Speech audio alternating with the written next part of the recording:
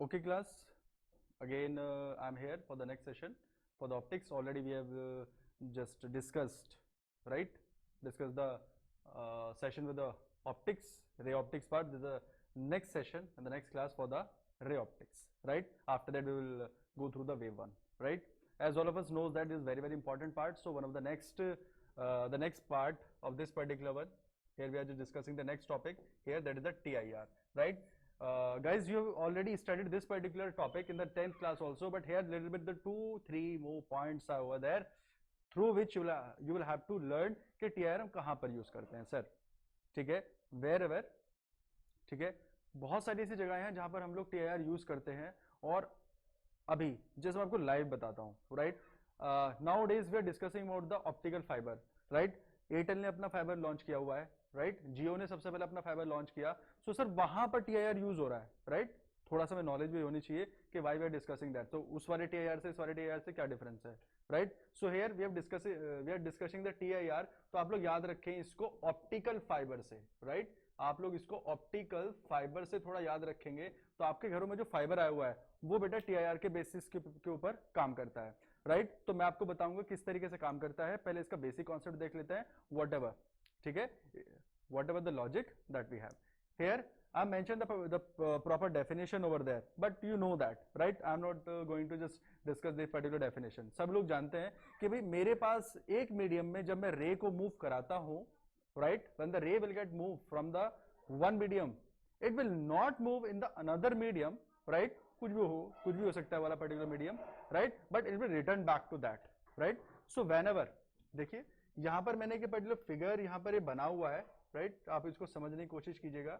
What I have done, यहाँ पर simple एक एग्जांपल मैंने लिया हुआ है, you can just see that, sir यहाँ पर ये मेरे पास वाटर है, राइट? वाटर है, आप लोग इस तरह का एक्सपेरिमेंट अपने घर पर भी कर सकते हैं। जस्ट टेक अ बकेट, एक बकेट पानी लीजिए, उस बकेट के अंदर आप लोग करते क्या है, एक आप सिक्के को डालें यहाँ पर, या तो एक कोई पर्टिकुलर कॉइन को डाल दें, या फिर आप लोग कोई जो बेस है उसके ऊपर आप पहले से ही कुछ पेंट कर दें, राइट? लेट अस सपोज आपने कुछ सर्कल फ्रेम कर दिया बेटा, तो we know that this will act just like an object for me, right? तो यहां से रेज बेटा जाएंगी, राइट?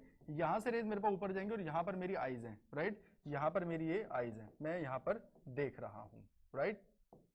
तो आप लोगों को पता है, क्लियर? आप लोगों को पता है कि यहां पर अगर मेरे पास ऑब्जेक्ट है, यहां से रेज मेरी इस वाली डायरेक्शन में मूव करेगा, राइट? और मैं यहां से देखूंगा तो ये वाली रेज मेरे पास यहां से निकलती है, ये बेटा मेरे पास नॉर्मल होगा, यहां पर वाटर है और यहां पर मेरे पास ये ऊपर वाला पार्ट क्या है, एयर है, आई नो दैट।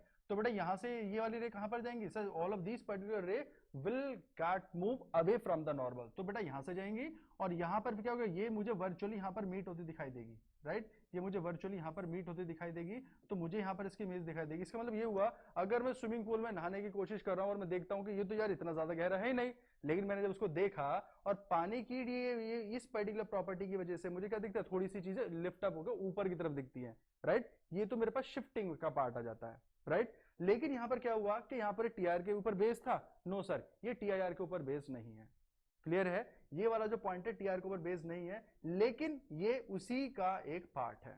तो जरा समझने की कोशिश कीजिएगा, यहां पर मेरे पास ऑब्जेक्ट दिख रहा था, मुझे यहां पर दिखने लगता है, it is all about the reflection part, got it? अगर कोई पर्टिकुलर इंसान, मान लीजिए स्विमिंग पूल में नहा रहा है और बाहर एक उसके स्विमिंग पूल के बाहर एक ट्री है और वहां पर एक बर्ड है, तो उसको क्या क्या दिखता है? हम लोग काफी 10th क्लास से पढ़ते आ रहे हैं कि सर अगर वो उस पर्टिकुलर बर्ड को देखा तो वो उसको कैसे दिखाई देगी, राइट? उसको कैसे, उसकी प्रॉपर पोजीशन नहीं दिखाई देगी, उसको ऊपर नीचे दिखाई देगी। और इसी तरीके से अगर आप क्या है, स्विमिंग पूल के बाहर है और स्विमिंग पूल के अंदर, राइट, या कोई ऑब्जेक्ट है या फिर कोई दूसरा पर्सन ही और she just taking the bath, तो आपको वो थोड़ा सा, वो भी वहां से थोड़ा सा शिफ्टेड दिखाई देगा, तो आपको एक्चुअल पोजीशन कभी भी नहीं दिखाई देती। तो कभी भी आप कोई भी काफी गहरे पानी में देखते हो यार ये तो जो पानी है बहुत ज्यादा गहरा है, राइट? ये खाली कहने से नहीं होता कि मान लीजिए पानी 10 फीट गहरा है, 15 फीट गहरा, आप देखकर नहीं बता सकते, right? It is all about the reflection and the refraction part, right? तो यहां पर हम लोग टीआर को लेकर चलते हैं, जरा समझने की कोशिश कीजिएगा क्या हुआ बेटा टीआर के केस में। अगर मेरे पास, ठीक है, अगर मेरे पास यहां पर देखिएगा जरा, मैं एक प्रॉपर फिगर बनाता हूं और आप लोग उसको समझने की कोशिश कीजिएगा। व्हाट वी हैव, देखिए जरा इधर, here in this particular one, पहले मैं इसको क्लियर कर देता हूं, now I will explain you, right? So the angle of incidence in the denser medium is greater than the critical angle, got it guys? Now let's come back to the TIR. What's happening over there? मान लीजिए मेरे पास एक ये particular interface है, यहां पर मेरे पास को मीडियम 1 है, यहां पर मेरे पास को मीडियम 2 है, right guys? Now what's happening, यहां से मेरे पास रेस जा रही है, राइट? मेरे पास यहां से रेस जाती है और ये रेस क्या होती है, यहां से जाकर क्या हुआ, ये मेरे पास नॉर्मल है बेटा, दिस इज द नॉर्मल, और यहां से रेस क्या हो जाएगा, अगर ये मेरे पास मीडियम प्रॉपर डेंसर है और ये वाला मीडियम मेरे पास कैसा है बेटा, रेयरर है, right? So all of these रे will get move in this particular direction, और बेटा रेयरर में जाने की वजह से क्या हो जाएंगे, ये थोड़ा सा अवे हो जाएगा, राइट? ये क्या हो जाएगा, अपने पास से थोड़ा सा अवे हो जाएगा। अब होता क्या है, ये मेरे पास क्या है, this is the incident angle, right? This is the incident angle. Now what I will do, ये मुझे अच्छी तरह से क्लियर है, लेकिन सर TIR का लॉजिक, उसमें क्या बेसिक डिफरेंस है, मैं पहले सबसे पहले आपको ये क्लियर करना चाहता हूं कि इंसिडेंस एंगल, राइट? अगर मेरे पास ये जो इंसिडेंस एंगल है, मतलब आई है, अगर ये कंटिन्यूसली बढ़ता चला जाएगा, अगर ये कंटिन्यूसली बढ़ता चला जाएगा, तो ऐसा क्या होगा sir, if this particular is increasing, तो 110% अगर ये एंगल बढ़ेगा तो बेटा क्या होगा, ये वाला एंगल भी क्या होगा, इस तरफ क्या होना शुरू हो जाएगा, it will move toward the interface. देखिए ये मेरे पास एक ऊपर वाला मीडियम है और एक नीचे वाला मीडियम है, दोनों मीडियम के इंटरफेस की तरफ ये क्या हो रही है, बैंड होती जा रही है। इसका मतलब ये हुआ, as the angle of incidence is increasing, as the angle of incidence is increasing, then it is bending toward the interface, right? We know that. So what the basic point for the TIR के लिए कुछ special case नहीं है, special case बस इतना है बेटा, जब भी मेरे पास रे, whenever the ray will move from the denser to the rarer one, it will return back to the same denser medium, but term and conditions apply for that. मेरे पास जो एंगल ऑफ इंसिडेंस है, मेरे पास जो angle of incidence है वो क्या होना चाहिए, ग्रेटर देन क्रिटिकल एंगल होना चाहिए sir, greater than critical angle होना चाहिए। अभी क्रिटिकल एंगल मेरे पास क्या होता है, जरा समझने की कोशिश कीजिए। यहां पर द एंगल ऑफ इंसिडेंस, मतलब I should be greater than critical angle. Sir what is the logic behind this critical angle? Critical angle कुछ नहीं है, कुछ नहीं है, क्या है, ये एंगल ऑफ इंसिडेंस बढ़ता जा रहा है, बढ़ता जा रहा है, बढ़ता जा रहा है। एक एंगल ऐसा होगा, ये जो पर्टिकुलर रे जा रही है ये कहां पर चली जाएगी, कहां चली जाएगी बेटा, ये पर्टिकुलर जो रे है मेरे पास, समझिए जरा, ये वाली रे कहां चली जाएगी, बिल्कुल इंटरफेस पे चली जाएगी, एक मीडियम और दूसरे मीडियम, ये मेरे पास एक मीडियम और दूसरे मीडियम, बिल्कुल इंटरफेस पे ये मूव कर जाएगा, जस्ट लाइक दिस। तो क्या दूसरे मीडियम में गई, नो। क्या पहले मीडियम वापस आई, no. It is moving around the surface, right? It is moving on the surface, right? दोनों मीडियम के इंटरफेस पे गई है। उसी तरह से अगर मेरे पास एक बकेट पानी है, राइट, और यहां पर मैंने ये कॉइन रखा हुआ है, या फिर मेरे पास को पेंट किया हुआ एक छोटा सा निशान है, कोई ब्लैक डॉट है, whatever it is there, right? तो यहां से मेरे पास रेस जाएंगी और मुझे क्या दिखेगा, अगर यहाँ पे TIR कॉन्सेप्ट होता है बेटा, अगर यहाँ पे TIR होता है तो क्या होगा, ये वाली रेस का इंटरफेस पे इस तरीके से मूव करेंगी, इंटरफेस पे इस तरीके से मूव करेंगे, और मुझे सरफेस पर क्या दिखाई देगी, रोशनी दिखाई देगी। जो वाटर है, वाटर की सरफेस पे मुझे रोशनी दिखाई देगी। Got it? तो ये तो मेरे पास दूसरा केस है। तो basic reason for the TIR is that के सर, अगर मेरे पास क्रिटिकल एंगल ग्रेटर होता है, अगर मेरे पास इंसिडेंट एंगल क्रिटिकल एंगल से ग्रेटर होता है, तो मेरे पास क्या हो जाएगा, then there would be the condition for TIR, there would the condition for the TIR. The critical angle for the water, air and diamond air, the interface are 49 degree, 42 degree and 24 degree respectively. This point should get be remembered to all, right? In knowledge point of view say this point is very important that I have included over there. You can just see over beta, the critical angle for the water air, पानी और air के बीच में, which one is the denser one?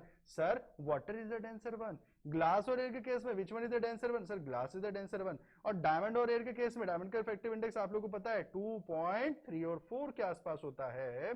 Sir यहाँ पर denser medium हो गया मेरे पास, क्या डायमंड हो गया, और यहाँ पर रेयर कौन सा हो गया सर मेरे पास, दैट इज एयर हो गया। तो इसका मतलब ये हुआ, जब कभी भी रे वाटर से एयर में जाएगी तो वाटर में वापस आनी चाहिए, ग्लास टू एयर में जाएगी तो it should return back to the glass guys, और डायमंड टू एयर में जाएगी it should return back to the diamond, then the TIR will get happen. Got it? Sir अभी 5 minutes before you were discussing about कि इसका very very very great application that the fibres has, right? इसका सबसे greatest जो अभी तक use हुआ है, राइट, हमारे डेली लाइफ में यूजेस तो बहुत हुए हैं, लेकिन मैं आपको एक्सप्लेन करना चाहता हूँ कि फाइबर में कैसा हुआ है, राइट? हम लोग फाइबर यूज कर रहे हैं 5G, राइट? सो फाइबर में बता देता हूं आपको किस तरीके से, the best application here we have the optical fibre, right? Optical fibre में कैसे क्या हुआ है हमने ये समझिएगा बेटा। मैंने एक फाइबर बनाया, you can just see this, right? मैंने फाइबर बनाया, यहां पर आप लोग देख सकते हैं दो पार्ट होता है इसका, एक कौन सा होता है, एक कोर, और दूसरा होता है मेरे पास cladding. This part is called बेटा core and this part is called बेटा cladding. Got it? No particular problem is there. अब थोड़ा सा हम रे के बाद में डिस्कस करते हैं. रे कैसी आती है, राइट? यहां पर मेरे पास लाइट है, right? Light rays. Got it? अब लाइट रेज कहां से आ रही है मुझे बताने की जरूरत नहीं है, all of you knows about that, right बेटा? तो यहां पर मैं क्या करूंगा, ये मेरे पास लाइट रेज एंटर करेंगी, right? These light rays will get enter in this particular fiber. When all of these light rays will get enter in this particular, what will get happen? Sir मुझे एक logic ऐसा यहां पर याद रखना है, आप have to remember a logic over here. क्या सर? ये यहां पर जो मेरे पास एंगल ऑफ इंसिडेंस है वो क्रिटिकल एंगल से क्या होना चाहिए, ग्रेटर. अगर ऐसा हुआ तो जो लाइट मेरे पास यहां पर जाएगी, राइट? ये मेरा पूरा का पूरा जो पार्ट है, तो मैं थोड़ा सा आगे चलता हूं, यहां से हम इसको एक्सप्लेन करेंगे. ये बेटा इसके ऊपर ये पूरा क्लैडिंग वाला पार्ट है और ये वाला मेरे पास कोर वाला पार्ट है. तो मैं यहां से बताता हूं इसके अंदर होता क्या है.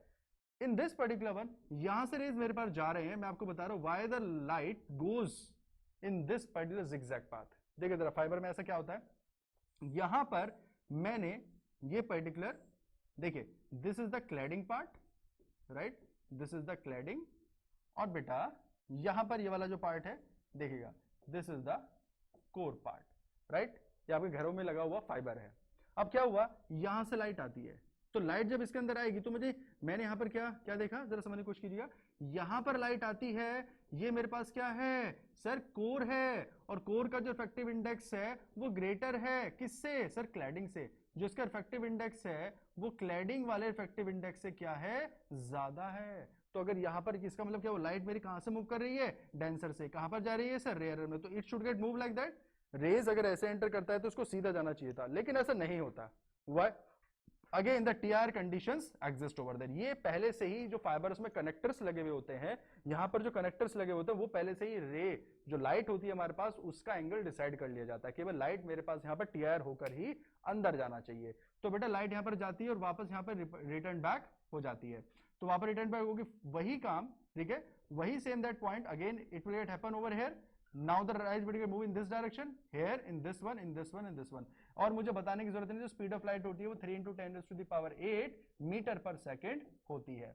तो इन दिस वे जो मेरे पास स्पीड ऑफ लाइट है वो 3 × 10⁸ है. तो इसको 5G की स्पेसिफिकेशन यही है, यहां जो सिग्नल ट्रेवल करता है वो स्पीड ऑफ लाइट से ट्रेवल करता है. इनिशियली हमारे लिए यहां पर इतनी फास्ट सिग्नल के मोशन के लिए इससे ज्यादा बेटर कुछ नहीं है. तो स्पीड ऑफ लाइट हमारे पास अवेलेबल हो जाती है with the help of the fibre. That's why the 5G is the best one. Got it? So that was the best application for the TIR. Exam में अगर आपके पास टीआईआर से related problem आती है तो फाइबर के ऊपर थोड़ा ध्यान दीजिएगा, right? So now here we have the next particular one, the spherical lenses, right? As a session we have just little bit discussed about the spherical lenses. We have discussed about the mirrors. Now here we have the lenses, right? There was the spherical mirrors in the previous session. Now we are discussing the lenses. This is very easy, same the property we have, that we have the convex lens and the concave lens. कैसे बनेंगे बेटा? ये मैंने क्या किया, एक spherical shape बनाया, right? I have just prepared this particular spherical shape. और इस spherical shape मैंने किस लिए बनाया हुआ है सर? यहां पर आप लोग देख सकते हैं, मुझे क्या बनाना है, मुझे लेंस बनाना है, राइट? लेंस बनाना है, कॉन्वेक्स, कन्वर्जिंग, कॉन्केव, डाइवर्जिंग. ऐसा क्यों कहते हैं मैं आपको ये यहां पर एक्सप्लेन नहीं करूंगा, मैं आपको दिखाऊंगा क्यों, राइट? मैं आपको दिखाऊंगा ऐसा क्यों. बेटा मान लीजिए मेरे पास ये जो मैंने पर्टिकुलर ये स्फेयर बनाया है, राइट? ये मेरे पास एक, right, I have a sphere. What I will do, यहां पर मैं क्या करूंगा बेटा, मैं इसका समझने की कोशिश कीजिएगा, मैं इसका ये वाला पार्ट कट कर लेता हूं, right? And you should remember that ये होलो नहीं है. मिरर्स में होलो होता है, यहां पर होलो नहीं होगा. Got it? Remember this particular point guys. तो यहां पर मैंने क्या किया, जरा समझने की कोशिश कीजिएगा. यहां पर मैंने इस वाले पार्ट को इससे कट किया, तो सर मुझे क्या मिला, मुझे इस वाली ये वाली एक शेप मुझे मिल गई. Got it? मुझे ये वाली पर्टिकुलर शेप मिल गया. तो इसका मतलब क्या हुआ सर, ये तो कोई भी लेंस नहीं है, ये तो कोई भी लेंस नहीं है. क्या कोई भी लेंस नहीं है? इट इज, ये एक लेंस है. Plane surface, convex surface, plane surface, convex surface, what I can call it, plano convex. Remember that, I can call it plano convex. Remember that, ये वाली शेप काफी लोगों को पता है, राइट, बट मुझे बताने की कोशिश कीजिएगा। देखिए क्या हो सकती है, यहां से अगर मैं इसे प्रिपेयर करता हूं, देखिएगा जरा, now again that's a plane, this is the concave. तो बेटा ये जरूरी नहीं होता कि मेरे पास ये दो ही लेंस है, मेरे पास एक कॉन्वेक्स है या फिर मेरे पास कॉन्केव है। डिपेंडिंग ऑन रिक्वायरमेंट मैं बहुत टाइप के यहां पर ये लेंसेज मैं बना सकता हूं। अगर मेरे पास ये क्या हुआ, हम लोग ये वाला जनरली लेंस पढ़ते हैं, अब तक हमने जनरली यही दो लेंसेज को स्टडी किया हुआ है, गॉट इट। तो इसको मैं क्या बोल देता हूं, sir this is the concave one, this is the concave one, where it is, sir this is the concave lens, I know that, and this is the here this is the convex lens। बेटा लेकिन यहीं तक ये सीमित नहीं है, it is not limited up to the over here. इसका मैं यहां पर एक आपको मेन पॉइंट बताता हूं, जैसे हम अभी आगे बढ़ेंगे मैं आपको समझाऊंगा। अगर दोनों साइडों का ये पार्ट, अगर दोनों साइडों का ये पार्ट सेम फोकल लेंथ का है और same particular radius of curvature का है, क्योंकि इस वाले पार्ट का रेडियस कर्वेचर अलग हो सकता है, इस वाले पार्ट का रेडियस ऑफ कर्वेचर अलग हो सकता है, दोनों का सेम पार्ट है, तो इसका नाम क्या बोल दिया जाता है, बाई कॉन्वेक्स। बाई का मतलब दो और कॉन्वेक्स, दोनों साइड से सेम इसकी स्पेसिफिकेशन है। और सिमिलरली अगर मैं इसको यहां से पार्टीशन करता हूं बेटा, अगर इसका भी रेडियस ऑफ कर्वेचर सेम है, इसका भी रेडियस ऑफ कर्वेचर सेम है, दोनों की सेम साइड का फोकल लेंथ सेम है, राइट, तो मैं इसको क्या बोलता हूं, बाई कॉन्केव भी बोल सकता हूं। जनरली अभी तक हमें बस ये पता है कि दोनों साइडों के, राइट, कि दोनों साइडों के जो मेरे पास सरफेसेस होती हैं, दोनों की एक ही पर्टिकुलर मेरा फोकल लेंथ और रेडियस कर्वेचर होता है, but it is not mandatory. Clear है? तो मुझे ये डिस्कस नहीं करना कि कॉन्वेक्स है, कॉन्केव है, फोकल लेंथ कन्वर्जिंग, डाइवर्जिंग, ये हम पहले से जानते हैं। लेकिन point to be remember lenses के केस में कि बेटा ये डिफरेंट डिफरेंट शेप के बन सकते हैं, आपको इसकी जानकारी होनी चाहिए। Got it? So now the rules for the image formation for the lenses, right. अब रूल्स क्या होते हैं यहाँ पर, तो मैं आपको बता दूं बेटा, लेंसेज में मिरर में सबसे बेसिक डिफरेंस आप लोग याद रखिएगा, जो मिरर होता है, right, in case of the mirrors वो लाइट एनर्जी को वेस्ट कम करता है comparative to the lenses. Reason being, lenses से जो हमारे पास जनरली इमेजेस बनती है उनमें इतना ज्यादा कंट्रास्ट नहीं होता। कंट्रास्ट इन द सेंस कि इतना ज्यादा उनकी जो बॉर्डर, जैसे हम लोग मान लीजिए मैं किसी पर्सन की ये शेप को देखता हूं, तो यहां पर मुझे शार्पनेस नहीं दिखाई देगी, मुझे यहाँ पर शार्पनेस नहीं दिखाई देगी। लेंसेज से बनी हुई इमेजेस में मुझे शार्पनेस नहीं दिखाई देती, बट मिरर से बनी हुई इमेजेस में शार्पनेस दिखाई देती है। इसका लाइव एग्जांपल आप सुबह उठ को जो डेली अपना फेस देखते हो शीशे में in the mirror, that the live example for that. तो याद रखिएगा, क्वेश्चन ये आपसे पूछा जाता है कि सर बताइए जरा इसमें कि मिरर्स में और लेंसेज में which one shows the maximum use of the light energy। Sir maximum use of the light energy कौन सा पर्टिकुलर लेंसेज करते हैं, मिरर करते हैं, सर मिरर्स करते हैं। Got it? This point should be remember. Got it? तो यहां पर हम कुछ रूल डिस्कस करते हैं। The ray incident on the lens parallel to the principal axis after the reflection through the lens passes through the second focus in the convex or appears to come from the second focus of the concave lens, right?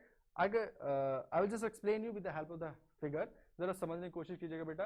तो मेरे पास अभी तक यहाँ पे दो हमने lenses नहीं, हमने काफी टाइप के लेंसेज डिस्कस किए।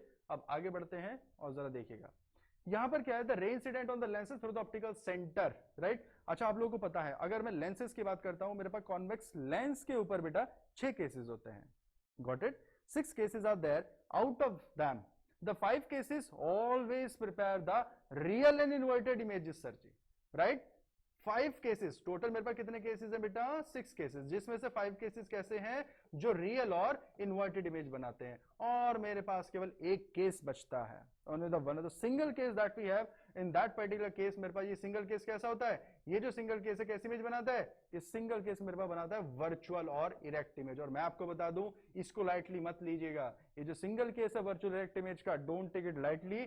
यही मेरे पास जितने भी इंस्ट्रूमेंट्स हैं, माइक्रो स्कोप, गॉट इट, जो मेरे पास माइक्रोस्कोप है, और मेरे पास जो पर्टिकुलर मेरे पास जो पर्टिकुलर सिंपली एस्ट्रोनॉमिकल टेलीस्कोप है, उसका ये केस वहां पर यूज होता है। तो ये नहीं सोचना कि यही केवल मेरे पास 5 केसेस इंपॉर्टेंट है, ये जो 6 केस है ये बहुत ज्यादा इंपॉर्टेंट है। Point to be remember guys. तो यहां पर क्या है, जरा समझने की कोशिश कीजिएगा। सर ये मेरे पास प्रिंसिपल एक्सिस होता है, right, this the principal axis, right, this is the object, right. अब ऑब्जेक्ट मुझे पता है कहां पर हो सकता है, ये मेरे पास फोकस है, this is the centre of curvature, कहीं पर भी हो सकता है बेटा। तो यहां पर जैसे लिखा हुआ the ray incident on the lens through the optical centre C after refraction the passes the straight without any deviation। तो ये कहता है, अच्छा एक point I just want to make you clear कि चल लेंसेज हो, और मिरर है मेरे पास. Let us suppose in both the cases, whenever you will try to just draw the image through the lenses of the mirrors, at least the single ray should get passed through the focus. At least one ray should be the parallel to the principal axis, and whenever the ray passes through the parallel of the principal axis, 100% it will move through the right. It will move through the focus. Right. Lenses में refraction के बाद और mirrors में reflection के बाद. Got it, guys? तो याद रखिएगा बेटा. तो मेरे पास डिफरेंट पोजीशन होती हैं. अगर मेरा ऑब्जेक्ट कहां पर है, सेंटर कर्वेचर पर हो सकता है. मेरा ऑब्जेक्ट कहां, इन दोनों के बीच में भी हो सकता है. और मेरा ऑब्जेक्ट फोकस पर हो सकता है. मेरा ऑब्जेक्ट फोकस और ऑप्टिकल सेंटर के बीच में भी हो सकता है. और यहां पर इस तरफ भी हो सकता है, दैट इज इन्फिनिटी पर भी हो सकता है. मेरे पास 5 to 6 केसेस इसी तरीके से होते हैं. तो point to be here, noted over here बेटा. तो याद रखिएगा यहां पर अगर मेरे पास ऑब्जेक्ट कहां पर है, मेरा कहां पर है, the object is at the optical, देखिए इधर ऑप्टिकल सेंटर से डिस्टेंस कितना है मेरे पास, ये. तो यहां पर मेरे पास जो डिस्टेंस है ये फोकल लेंथ का क्या है, डबल है. तो यहां पर क्या सी है, मैं इसको सी अगर लेट कर लेता हूं तो इमेज मेरी कहां पर फ्रेम होगी, याद रखना है आपको, ऑप्टिकल सेंटर से यहां जो डिस्टेंस है ये क्या हो गया मेरे पास, क्या हो गया, इस लेंस का रेडियस हो गया बेटा, इस लेंस का रेडियस हो गया. और जरा मुझे बता दीजिए सर आपने इसको रेडियस कैसे कह दिया. बेटा मैंने इसको रेडियस हवा में नहीं कहा, I will just show you. देखिए मैंने इसको रेडियस कैसे कहा. आप अब इस वाली सरफेस को प्रिपेयर कीजिए और इसको मिला दीजिए. You can just check now.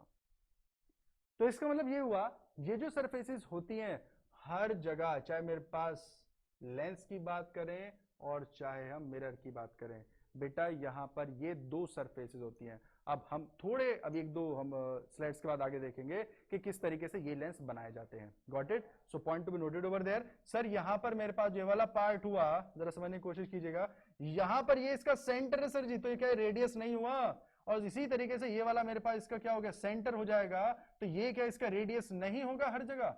Everywhere there would be the radius. खाली इमेज तक आपको अपनी नॉलेज को लिमिट नहीं करना, पॉइंट समझना है.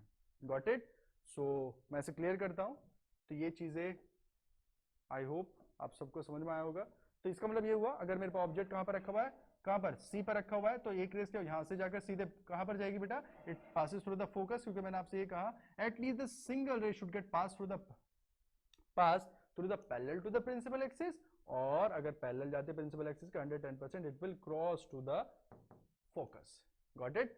Now and another ray should get passes through the optical centre. और आपको पता होना चाहिए ऑप्टिकल सेंटर से कोई भी जो रे जाएगी वो 110% विदाउट डेविएशन मूव करेगी. That is mentioned on the board. Right guys. तो इसकी इमेज कैसी बनती है आप लोग देख सकते हैं, रियल है और इन्वर्टेड है. That is real and inverted guys. Got it. अब यहां पर ray directed toward the first focus. You can just check here. यहां पर मेरे पास ये इधर है, देखिए इधर. तो रेज मेरे पास यहां से जा रही है, एक रे पैरेलल गया और ये मेरे पास ये भी गया एक रे और मेरे पास ये भी गया एक रे. तो इसने इमेज कहां पर बनाया, यू कैन जस्ट सी यहां पर. This is the case for the concave one, right, concave lens. तो how the image will get be form बेटा, इसकी तो प्रॉपर्टी ये होती है सर, यहां पर जो कॉन्केव मेरे पास से लेंस होता है इसकी प्रॉपर्टी क्या होती है, यहां से रेज आती हैं और ये क्या कर देता है, डाइवेट कर देता है. इस वजह से इस लेंस को क्या कहा जाता है, diverging lens. We use to call it the diverging lens. Okay guys, no problem. तो बेटा जब इसको डाइवर्ज कर दिया गया, ये वाली रे यहां पर चली गई, ये दूसरे वाली रे आया, ये थोड़ा सा सीधा नहीं जाएगी, लिटिल बिट ये थोड़ा ऊपर की तरफ डाइवर्ट हो जाएगी. लेकिन सर आपने तो ये कहा था कि कभी भी जब रेज एक दूसरे को क्रॉस नहीं करेंगे इमेज नहीं बनेगा. Same that image is not forming over there. Image यहां पर बनाई कहां है, नहीं बनेगा बेटा इमेज. तो इमेज में बनाकर दिखाता हूं आपको, जरा समझने की कोशिश कीजिए कैसे बनेगा.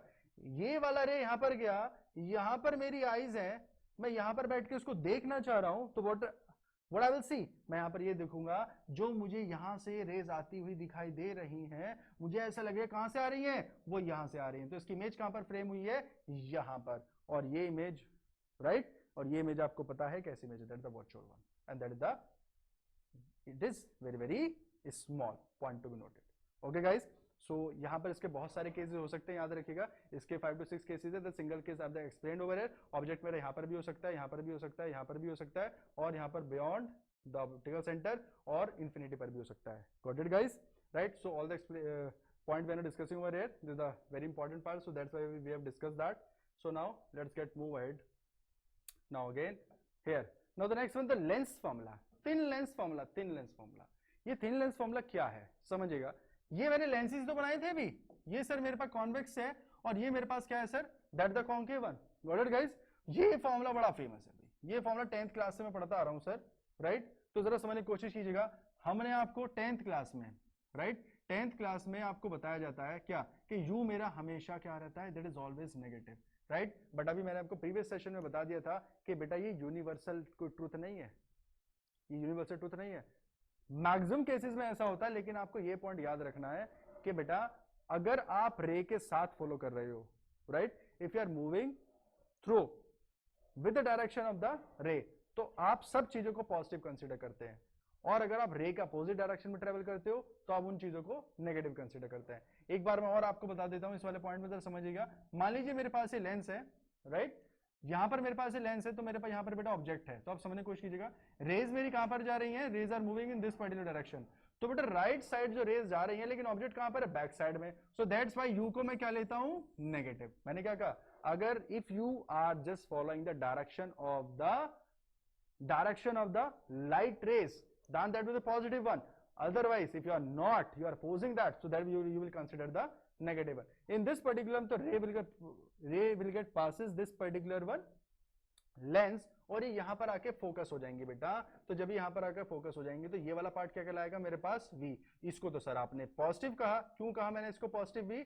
पॉजिटिव इस वजह से कहा बिकॉज रेज मेरी इस तरफ आ रही है और मेरा जो पर्टिकुलर ये पॉइंट है, it is also in the same direction, that is the right side. Right side में रेज है और राइट साइड में मेरा पॉइंट है, that's why the v would be positive, that is the simple one. Got it guys? तो एक बार मैंने और एक्सप्लेन कर दिया, this is the formula to calculating the position of the image, position of the object, या फिर the focal length that we can use. Got it guys? यहां पर एक फॉर्मूला ये मैंने आपको मिरर्स के केस में भी एक्सप्लेन कराया था बेटा, point to be remember over here, the magnification produced by the lens, याद रखिएगा, m is equal to I upon O। I upon O हम आपको एक पॉइंट बता देते हैं, ये I upon O क्या है, कुछ स्टूडेंट्स को कंफ्यूजन ना हो तो again I am just explaining, HI upon HO, height of image to the height of object must be equal to V upon U, ये होता है। और अगर मुझे ये फॉर्मूला पसंद नहीं, मुझे तो सर ये वाला फॉर्मूला फाइंड आउट करना है, अगर मुझे ये फॉर्मूला की फॉर्म में अगर ये वैल्यू लिखना है तो बेटा मैं इसको F upon U plus, right, I can also mention the F upon U plus F, got it? So you will have to remember that, it is also very very important, right? Competitive point में ये वाला, इस वाले point पर कुछ questions लग जाते हैं।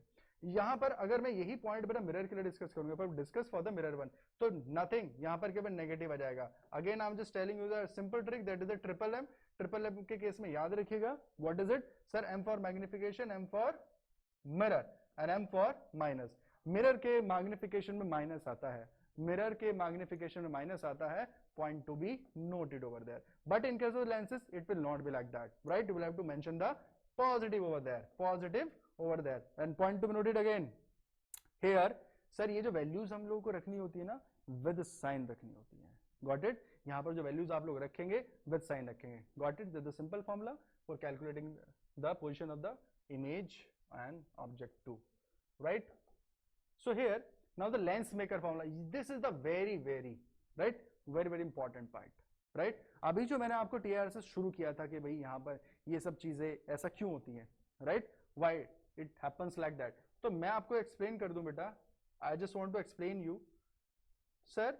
यहाँ पर जरा समझने की कोशिश कीजिएगा, लेंस मेकर फॉर्मूला आप लोगों को पता है, आप किसी भी ऑप्टिकल शॉप पर जाते हो, मेरी आईज वीक हो गई हैं, मुझे पास का नहीं दिखता, दूर का नहीं दिखता, हाइपर मेट्रोपे, प्रेस बायोपिया, मुझे डिफरेंट जो है आंखों की ये प्रॉब्लम्स हो गई हैं, राइट? तो वहां पर क्या होता है, कोई स्पेसिफिक लेंस थोड़ा ना कि ये लेंस ठीक है, इसको लगा दीजिए, इसकी फोकल लेंथ इतना है, इसका रेडियस ऑफ कर्वेचर इतना है और इसका इतना रिफ्रैक्टिव इंडेक्स है ग्लास का, ठीक है, just give this particular lens to this particular person, ऐसा नहीं होता। सबसे पहले आपकी आईसाइट चेक की जाती है, और कभी कभी उसमें ऐसा भी होता है कि जैसे मान लीजिए आपके जो गार्जियंस होते हैं, मदर फादर दादाजी, राइट, तो उन लोगों को ये दोनों प्रॉब्लम हो जाती है, even they can not just see to the nearer objects and the far, right? तो दोनों प्रॉब्लम हो जाती है, तो this one is called the presbyopia, got it? तो इस प्रॉब्लम के लिए उनको दोनों लेंस लगाया जाता है, कॉन्वेक्स भी लगता है और कॉन्केव भी लगता है। तो इसका मतलब ये हुआ सर एक सरफेस कॉन्वेक्स की हो जाएगी और एक सरफेस कॉन्केव की हो जाएगी, कुछ ऐसा कुछ होगा? नो, ऐसा नहीं है।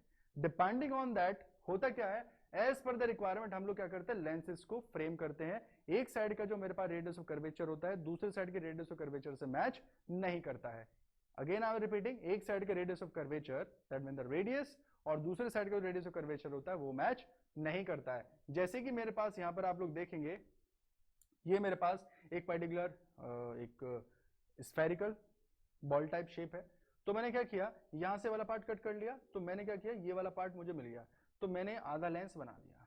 Got it. नाउ तो सेकंड केस की बात करता हूं, तो सर इसका तो रेडियस कर्वेचर मेरे पास आर है, मान लीजिए 10 सेंटीमीटर है। Okay sir, fine.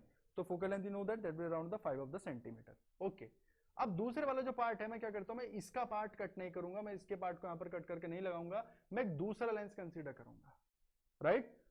दूसरा लेंस कंसीडर करूंगा, it may be possible that they have the different radius of curvature and all, तो मैं इसको जहां पर अब अरेंज करूंगा, तो बेटा भी ये पर्टिकुलर शेप मेरे पास फॉर्म हो जाएगी। Got it. तो इसका मतलब ये हुआ, इसका मतलब सर ये हुआ कि लेंस मेकर फॉर्मूला में क्या होता है, मेरे पास जो कॉन्वेक्स लेंस होता है या फिर जो कॉन्केव लेंस होता है, दोनों साइडों के radius of curvature different different हो सकता है। इसका प्रॉपर डेरिवेशन आपको मिलेगा, but we are not discussing the derivation and all that, right. Here we are just discussing about the basic points over there and how the points and on which particular point will get the problems in your term to exam. So यहाँ पर R1 R2 are the radii. Radii का मतलब एक से ज्यादा दो radius होते हैं, radius of curvature of the first and the second refracting surfaces, right. अब मेन पॉइंट मैं आपको बताता हूँ, बाकी चीज तो आप समझ सकते हैं, समझेगा। यहाँ पर पहली सरफेस कौन सी है सर, यहाँ पर कौन सी सरफेस फर्स्ट है और कौन सी सरफेस यहाँ पर सेकंड है, मैं आपको एक्सप्लेन करता हूँ। फर्स्ट सेकंड कैसे पता चलता है, ये बड़ा ही कंफ्यूजन होता है। देखिए बेसिक पॉइंट पर आते हैं, यहां पर मेरे पास ऑब्जेक्ट रखा है बेटा, right. If the object is over there, यहां से मेरे पास रेज जाती हैं, तो रेज मेरे पास यहां से जाती हैं, सबसे पहले कौन से पर्टिकुलर सरफेस से वो मूव करेंगी, कहां से रिफ्रैक्ट होंगी। तो आप लोग देखिए बेटा, तो ये वाली जो सरफेस है मेरे पास, यू कैन जस्ट सी, ये वाली जो सरफेस है, इस वाली सरफेस से पहले, राइट, इस वाली सरफेस से पहले, मतलब राइट साइड की जो सरफेस है उससे पहले लेफ्ट वाली सरफेस से वो क्या हो चुकी होंगी, रिफ्रैक्ट। उसके बाद ग्लास के अंदर एंटर करेंगे, ग्लास से एंटर करने के बाद वो दूसरे मीडियम से एयर के अंदर बाहर निकल जाएंगे, तो ये मेरे पास सेकंड वन। तो यहाँ पर देखिए, तो ये वाला जो पार्ट हुआ, राइट, तो ये वाली सरफेस कौन सी हो गई मेरे पास, सेकंड सरफेस, और ये वाली सरफेस कौन सी हो गई sir, first surface, right. Again I am just telling you, जरा समझने की कोशिश कीजिए, ये मैं हटा देता हूं, दोबारा से आपके लिए लिखता हूं। देखिए बेटा, again I am just telling you here, थोड़ा मैं डिफरेंट कलर से लिखता हूं जिससे आप लोगों को अलग से ही दिख जाए हियर। सो बेटा यहां से रेज जाती हैं, तो ये वाला जो पार्ट है, दिस वन, राइट, ये बेटा मेरे पास सेकंड सरफेस है, this is the second surface, right, और ये मेरे पास पहले वाली सरफेस है। तो रेज पहले किससे किसके ऊपर टकराती हैं, तो पहले वाली इसके ऊपर यहां से रिफ्रैक्ट होती हैं, और सेकंड वाले सरफेस से बाद में रिफ्रैक्ट होती हैं। तो इसका मतलब ये हुआ, इसका जो रेडियस ऑफ कर्वेचर होगा सर वो R1 होना चाहिए, R2 होना चाहिए। Sir this is the second surface, how could you right it the R1, लेकिन मेरी हैबिट है, अरे जो मैं लेफ्ट में पहली बार बनाऊंगा मैं उसको R1 लिखूंगा, ये गलत है, राइट। तो ये आप लोग गलती करते हैं एग्जाम में, याद रखिएगा। तो यहां पर जब ये वाला पॉइंट आप बनाएंगे, तो ये सेकंड सरफेस है, R2 लिखना है बेटा, और यहां पर ये वाली सरफेस कैसी है, फर्स्ट है, तो राइट साइड में है, आपको लगता है सेकंड सरफेस है, let's try to write it the R2, but that would be the wrong, a big wrong over there. तो यहां पर आपको मेंशन करना है, ये होगा मेरे पास R1 and R2, point to be noted over there, got it. Okay guys, so here ये तो मेरे पास R1 और R2 के लिए था। तो यहां पर जब मैं इसको ड्राइव कर लेता हूं, मुझे फॉर्मूला मिल जाता है 1/f is equal to mu minus 1 1/R1 minus 1/R2। R1 क्या है, R2 क्या है, ये आप अच्छे तरीके से जानते हैं। R1 क्या है, R2 क्या है, ये आप लोग अच्छी तरीके से जानते हैं। और यहां पर क्या है, ये मुझे बताने की जरूरत नहीं है, 1 म्यू 2 रिफ्रैक्टिव इंडेक्स है, right, is the refractive index ratio first medium and another medium. ये वाला मेरे पास पहले मीडियम का रिफ्रैक्टिव इंडेक्स है विद रिस्पेक्ट टू एयर, ये दूसरे वाले मीडियम का रिफ्रैक्टिव इंडेक्स होगा विद रिस्पेक्ट टू एयर। तो ये मेरे पास फर्स्ट मीडियम, एक मेरा फर्स्ट मीडियम हो गया, ये दूसरा मीडियम हो गया, ये फर्स्ट साइड हो गया मेरे पास कॉन्वेक्स लेंस की, दूसरे वाली साइड हो गई, इस साइड के लिए हो जाएगा मेरे पास क्या, R2, इस साइड के लिए हो जाएगा मेरे पास R1। ये मेरे पास ऑब्जेक्ट है और इसकी इमेज मेरे पास कहां पर बनेगी, here, right. So there is no problem, इसके लिए हम ये पर्टिकुलर फॉर्मूला यूज करते हैं, depending on that we will solve some particular important problems in your questions, right. So now let's get move ahead, आप समझने की कोशिश कीजिए। Here next point I just want to explain, यहां पर ये जो पॉइंट आप लोग लिखते हैं कि भाई ये मेरे पास फोकल लेंथ होगा 1/f this and that, right, I just want to explain you with the help of a diagram, समझने की कोशिश कीजिएगा बेटा। देखिए इधर, यहां पर मैंने दिस वन, मैं आप लोगों को एक लेंस प्रिपेयर करके दिखाता हूं, देखिए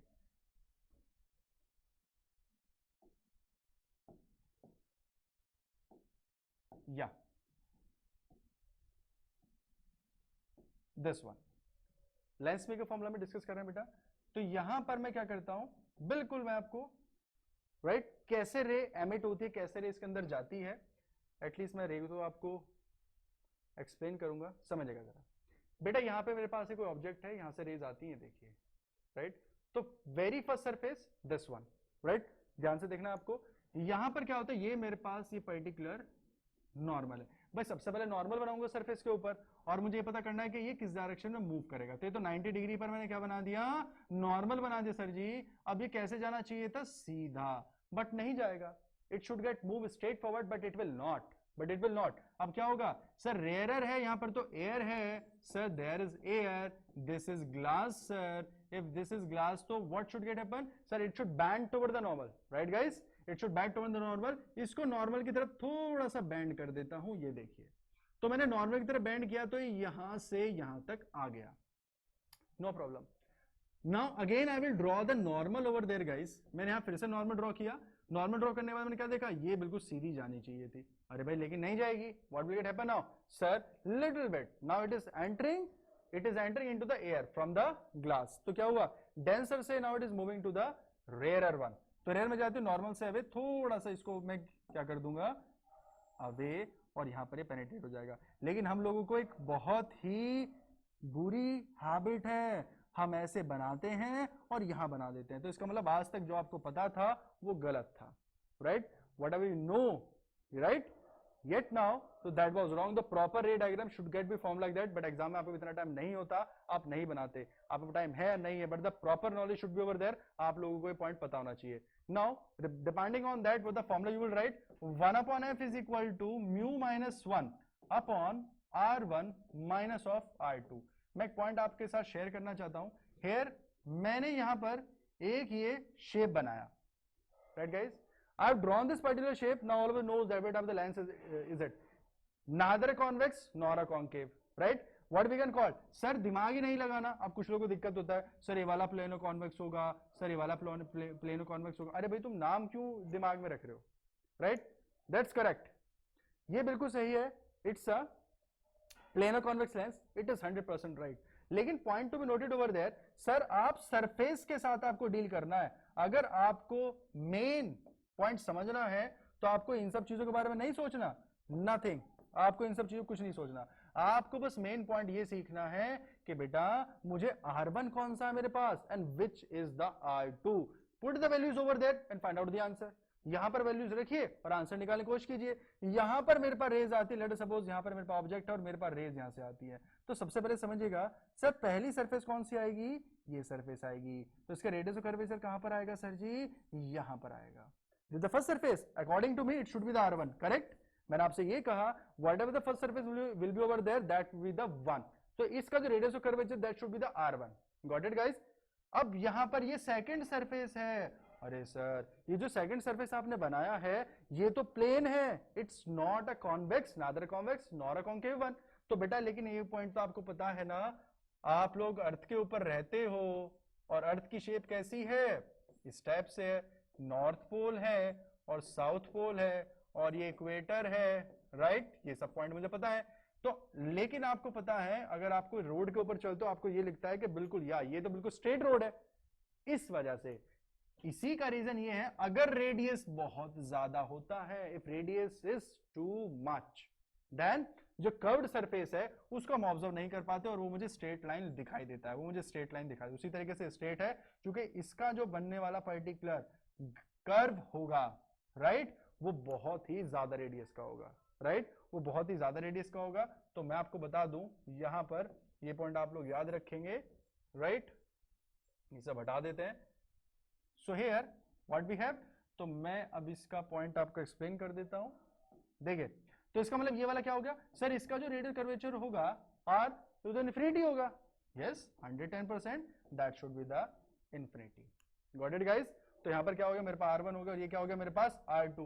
ज्यादा परेशान होने की जरूरत नहीं है, R2 क्या कर देंगे हम लोग, भाई मेरे पास effective index, it's not a big deal, radius of curvature जो भी कुछ होगा इसका सॉल्व कर लिया जाएगा R1, राइट, और यहाँ पे मैं क्या लिख सकता हूँ 1 अपॉन इन्फिनिटी। आपको यही प्रॉब्लम होती है 1/infinity, 1/infinity क्या हो जाएगा, टेंस टू 0, आपकी प्रॉब्लम हो जाएगी सॉल्व। ये बेसिक प्रॉब्लम है और यहाँ पर बहुत बच्चे परेशान रहते हैं, तो मैंने बिल्कुल कॉम्प्लिकेटेड पार्ट जो यहाँ पर एक्सप्लेन कर दिया है, आप इसको याद रखिएगा।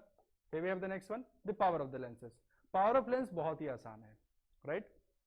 अच्छा, हमारे पास all the human beings that have the lens, जिसकी पावर आप लोग चेंज कर सकते हैं, अंधेरे में देख सकते हैं, रोशनी में देख सकते हैं, काफी अंधेरे में भी देख सकते हैं। ये द रीजन बिहाइंड दैट क्या, क्योंकि सर हमारे आईज में वो एबिलिटी होती है। आप लोग कैमरा लेकर आए, राइट? आप लोगों ने एक स्पेक्स लिया, तो एक रेंज है, राइट? जो आपको शॉप पर बनने के बाद जो पर्टिकुलर लेंस मिलता है, उसी की लिमिट है। ये नहीं कि आप 10 किलोमीटर के दूर तक का देखिए, भाई मैंने तो लेंस लगा लिया है, अब मुझे 10 किलोमीटर दूर का भी दिखाई देता है, ऐसा नहीं हो सकता। There is a limit for that. But आपकी आइज क्या करती हैं, छोटा भी और बड़ा भी, छोटे से छोटा, बड़े से बड़ा ऑब्जेक्ट देख सकते हैं, लेकिन उनकी भी एक लिमिट है, right? But adjustable limit. Power को एक्सप्लेन करने के लिए बड़ा आसान तरीका हमने सीखा हुआ है, P इक्वल टू क्या होता है, 1/f। 1/f, यहां पर f क्या है मेरे पास, this is the focal length, ये हमें रटा हुआ है। लेकिन मैं आपको एक्सप्लेन करना चाहता हूं ये पावर किस तरह से वेरिएट होती है। बेसिक पॉइंट पर आइए, जो आपको कुछ बुक्स में मिल सकता है। Now let's try to understand. यहां से रेज जाती हैं बेटा, राइट? जब रेज मेरी यहां से जाती है तो क्या होता है, ये यहां पर आके क्या हो जाती है, बैंड हो जाती है, राइट? अब होता क्या है, मेरे पास एक और लेंस है, राइट? ये लेंस ऐसा है, यहां पर ऑब्जेक्ट रखा हुआ है और इसने बैंड इसको काफी दूर किया। इसने बैंड किया बेटा, मान लीजिए 10 सेंटीमीटर तक इसने इसको बैंड किया और इसने इसको 20 सेंटीमीटर तक बैंड किया। और मुझे पता है, यहां पर अभी सभी बच्चे बता सकते हैं, which would have the more power, which would have the more power, sir you know that focal length which would have the greater focal length that would have the lesser power. तो किसकी focal length ज्यादा है, sir that one, right? जो मेरे पास lens 2 है, उसकी particular power मेरे पास क्या हो जाएगी, क्या हो जाएगी, सर ये ज्यादा है तो कम हो जाएगी, और ये कम है तो इसकी पावर क्या हो जाएगी, ज्यादा। तो इसका मतलब क्या होगा, बड़े वाली लेंस की जो पावर होगी दैट वुड बी ग्रेटर। लेकिन ये पॉइंट तो आपने याद कर लिया, तो 10th क्लास में, 12th क्लास में क्या नया सीखा, नया आप समझिएगा जरा। Let's try to related with the refractive index, got it? इसका रिफ्रैक्टिव इंडेक्स 1.2 है गाइस। रेस को जल्दी बैंड कर रहा है, रेस को जल्दी बैंड कर रहा है, उसी मटेरियल का, राइट? नहीं है ये वाला लेंस, मटेरियल अलग है, मतलब थोड़े अलग टाइप का ग्लास है। इसका इफेक्टिव इंडेक्स 1.2 है, 1.0 है। आप जरा समझिएगा, सर इसका इफेक्टिव 1.0, इसका इफेक्टिव इंडेक्स 1.2, इसका मतलब ये हुआ सर अगर इफेक्टिव इंडेक्स कम होता है तो रे क्या होती है, अपने पाथ से थोड़ा कम डेविएट होती है। याद रखिएगा, अपने पाथ से थोड़ा कम डेविएट होती है, तो इसका मतलब ये हो गया मैं एक रिलेशन प्रिपेयर कर सकता हूं इजीली। सर क्या refractive index inversely proportional to refractive index, inversely refractive index देखो यहां पर ज्यादा है तो मेरी फोकल लेंथ क्या कम है, क्या इनवर्सली प्रोपोर्शनल टू क्या हो गया, फोकल लेंथ नहीं हो सकता 110%। और अगर फोकल लेंथ में लिख सकता हूं, can't mention it toward the power, this the most important point, got it? Just remember that अगर हम पावर निकालते हैं किसी भी लेंस की तो P इक्वल टू 1/f से कैलकुलेट कर सकते हैं, right? And remember that logic. Now the lens emerge in a liquid. अच्छा, ये पॉइंट आप लोगों से पूछा जाता है सम ऑफ द टाइम कि भाई मैं कॉन्वेक्स लेंस को अगर वाटर में डाल दूंगा, वाटर और अगर कॉन्केव को वाटर में डाल दूंगा तो लेंस की प्रॉपर्टी अलग हो जाती है, right? It happens, right? It happens. तो मैं आपको बता देता हूं why it happens like that. तो ये पॉइंट आप लोग याद रखेंगे, क्योंकि हम लोगों को ये हैबिट है कि बेटा ये जो मेरे पास लेंसेज होते हैं, यहाँ पर जो रेज मेरी जाती है एयर से ग्लास में जाती है, फिर ग्लास से वापस कहाँ जाती है, एयर में। लेकिन अब आप जरा समझने की कोशिश कीजिए, अगर आपने इस लेंस को बेटा, अगर आपने इस पर्टिकुलर लेंस को कहां पर डाल दिया, एयर में वाटर में डाल दिया, तो अब क्या होगा, अब जो मेरे पास जो रेज जा रही हैं अब वो वाटर टू वाटर से कहां जा रही है, ग्लास में, और फिर ग्लास से कहां जा रही है, अगेन वाटर में। Now the logic that has been changed, right? So ये वेरिएशन होने की वजह से यहाँ पर ये पर्टिकुलर जो रिफ्रैक्टिव इंडेक्स की वैल्यू है वो चेंज हो जाती है, और चेंज होने की वजह से यहाँ पर ये जो फोकस पॉइंट है that also used to get change. तो इस पॉइंट को आप लोग याद रखेंगे, यहाँ से कंप्लीट फॉर्मूले के ऊपर प्रॉब्लम आती है, राइट? बड़े बहुत ही ज्यादा आसान है, right? Now 3 cases that we have. अब कैसे कैसे केसेस हो सकते हैं जब हम लेंस को इमर्स कर देते हैं लिक्विड में, या फिर जब मीडियम को चेंज कर देते हैं। The very first part that has been mentioned, right? If Ng का मतलब क्या है, N नहीं है, that is refractive index. Refractive index of what, that refractive index of glass, got it guys? अगर effective index of glass is greater than the F L और F A, यहां पर एयर में फोकल लेंथ है और ये क्या है मेरे पास, लेंस का है। Got it guys? F A, F L and F A are the same sign but F A, F L must be greater than F A. बेटा ये तो हो गई same that, reason being glass का effective index that is greater than this one, that particular ये। Clear guys? तो ये पॉइंट आप लोग याद रखेंगे।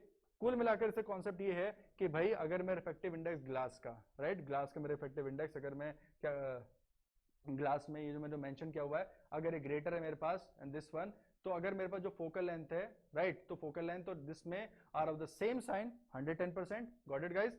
तो F L should be greater than F A, मतलब एयर में जो फोकल लेंथ होगी और जो मेरे पास नॉर्मली जो पर्टिकुलर फोकल लेंथ होगी वो ग्रेटर हो जाएगी than this, the nature of the lens remains unchange. ये है काम का पॉइंट, वो तो आप एक्सप्लेन कर सकते हैं, but the nature of the lens should remain, मतलब ऐसा नहीं है कि डाइवर्जिंग कन्वर्जिंग बन जाएगा, कन्वर्जिंग डाइवर्जिंग बन जाएगा, it doesn't happens like that.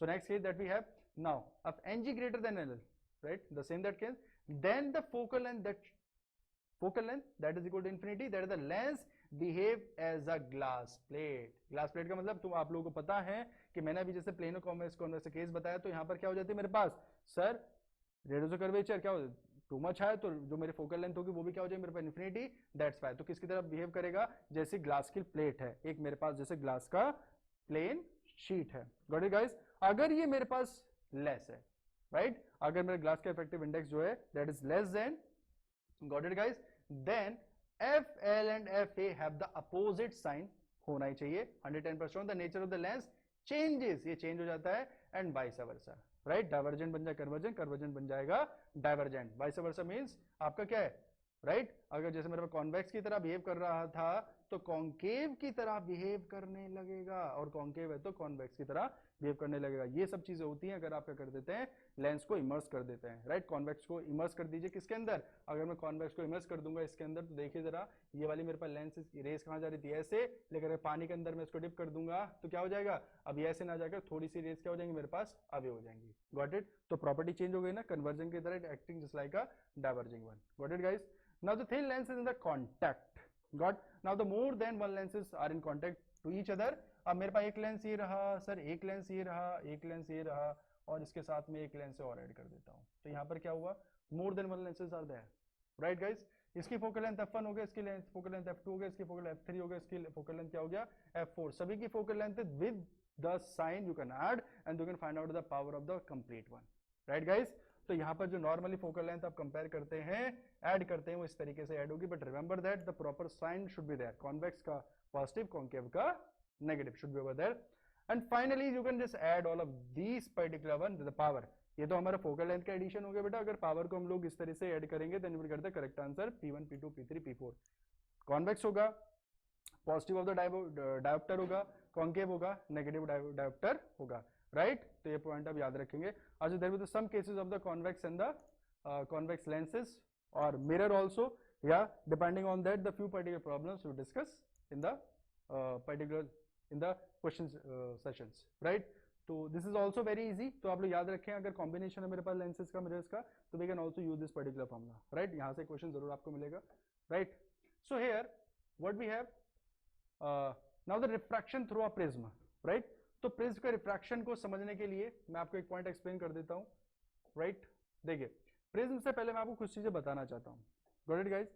Refraction through the prism में, अच्छा सभी लोगों को पता है कि what the prism exactly is, what the prism exactly is. मान लीजिए मेरे पास ये प्रिज्म है, राइट, और मुझे नहीं लगता कि कोई भी स्टूडेंट ये नहीं जानता होगा, राइट गाइस। इससे मिला देते हैं और ये मिला देते हैं, ये तो मेरे पास जो ये वाली सरफेस होती है, it's a square shape, that the base. ये वाला फ्रंट मेरे पास कैसा होगा, एक ट्रायंगल शेप का होगा। ये वाला जो मेरे पास शेप होगा बैक, ये भी मेरे पास एक ट्रायंगल शेप होगी, राइट गाइस। तो मुझे ये पूरा प्रिज्म नहीं देते हैं एक्सप्लेन करने के लिए, मैं क्या करता हूं, मैं केवल फ्रंट, इसका जो पार्ट होता है, जो मेरे पास फ्रंट व्यू होता है ट्रायंगल का, मैं केवल उसको पिकअप करता हूं। That means I will only consider this particular part, right. मैं इस पर्टिकुलर पार्ट को अलग से निकालूंगा और मैं ये देखूंगा जो रेज मेरे पास जाती हैं इसके अंदर से, जो रेज मेरे पास जाती हैं इसके अंदर से, वो कैसे बाहर आती हैं, वो कैसे बाहर आती हैं। इसका आप लोग एक प्रैक्टिकल भी समझते हो, right, in your practical sessions, और यहाँ पर भी समझेंगे। तो मैं इसको पूरी तरीके से एक्सप्लेन करता हूँ, जरा समझने की कोशिश कीजिएगा। Right, it is very very easy. देखिए बेटा, यहाँ पर आपसे कहा जाता है a prism is a transparent medium enclosed by the two plane refracting surfaces। ये plane refracting surfaces कौन सी होगी बेटा?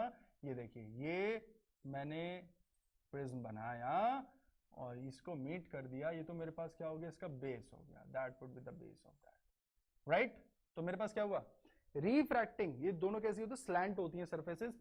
ये वाली, मैं इस वाली सरफेस की बात कर रहा हूं बेटा, दिस सरफेस, और इससे पीछे जो वाली सरफेस है, right, this is just like the heart. देखिए, ये वाली शेप की बात कर रहा हूं, and I am talking about this particular shape also. Right guys, तो यहां पर हम करते क्या है, the all the particular parameters given over there. तो without wasting time, let's move to the proper shape. You can just see over there clearly, you can just see that see this, ये जो proper sir figure बनाया हुआ है, देखिए इधर, right, this particular figure that we have shown over there, I will try to draw it over there, और आपको समझाने की कोशिश करूंगा मैं। देखिएगा, बड़ा आसान है, राइट, 10th क्लास में हम लोग एक बार डिस्कस कर चुके हैं, लेकिन यहाँ पर थोड़े से कुछ एक्स्ट्रा पॉइंट्स होते हैं, समझने की कोशिश कीजिएगा, प्लस प्रैक्टिकल।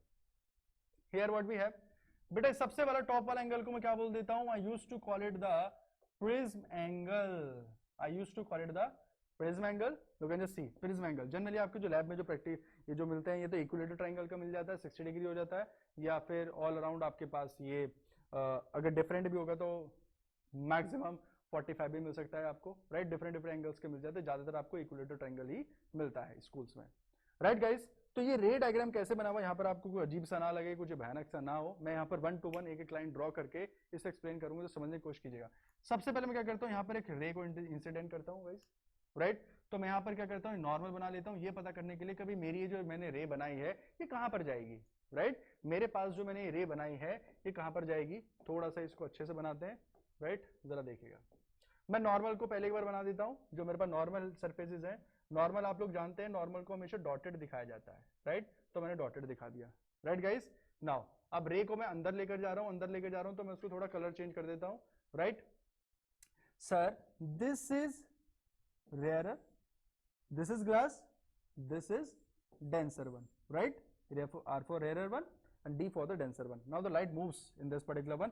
कैसे जानी चाहिए, अरे सर रे तो मेरी सीधी जानी चाहिए थी, बट नहीं जाएगी।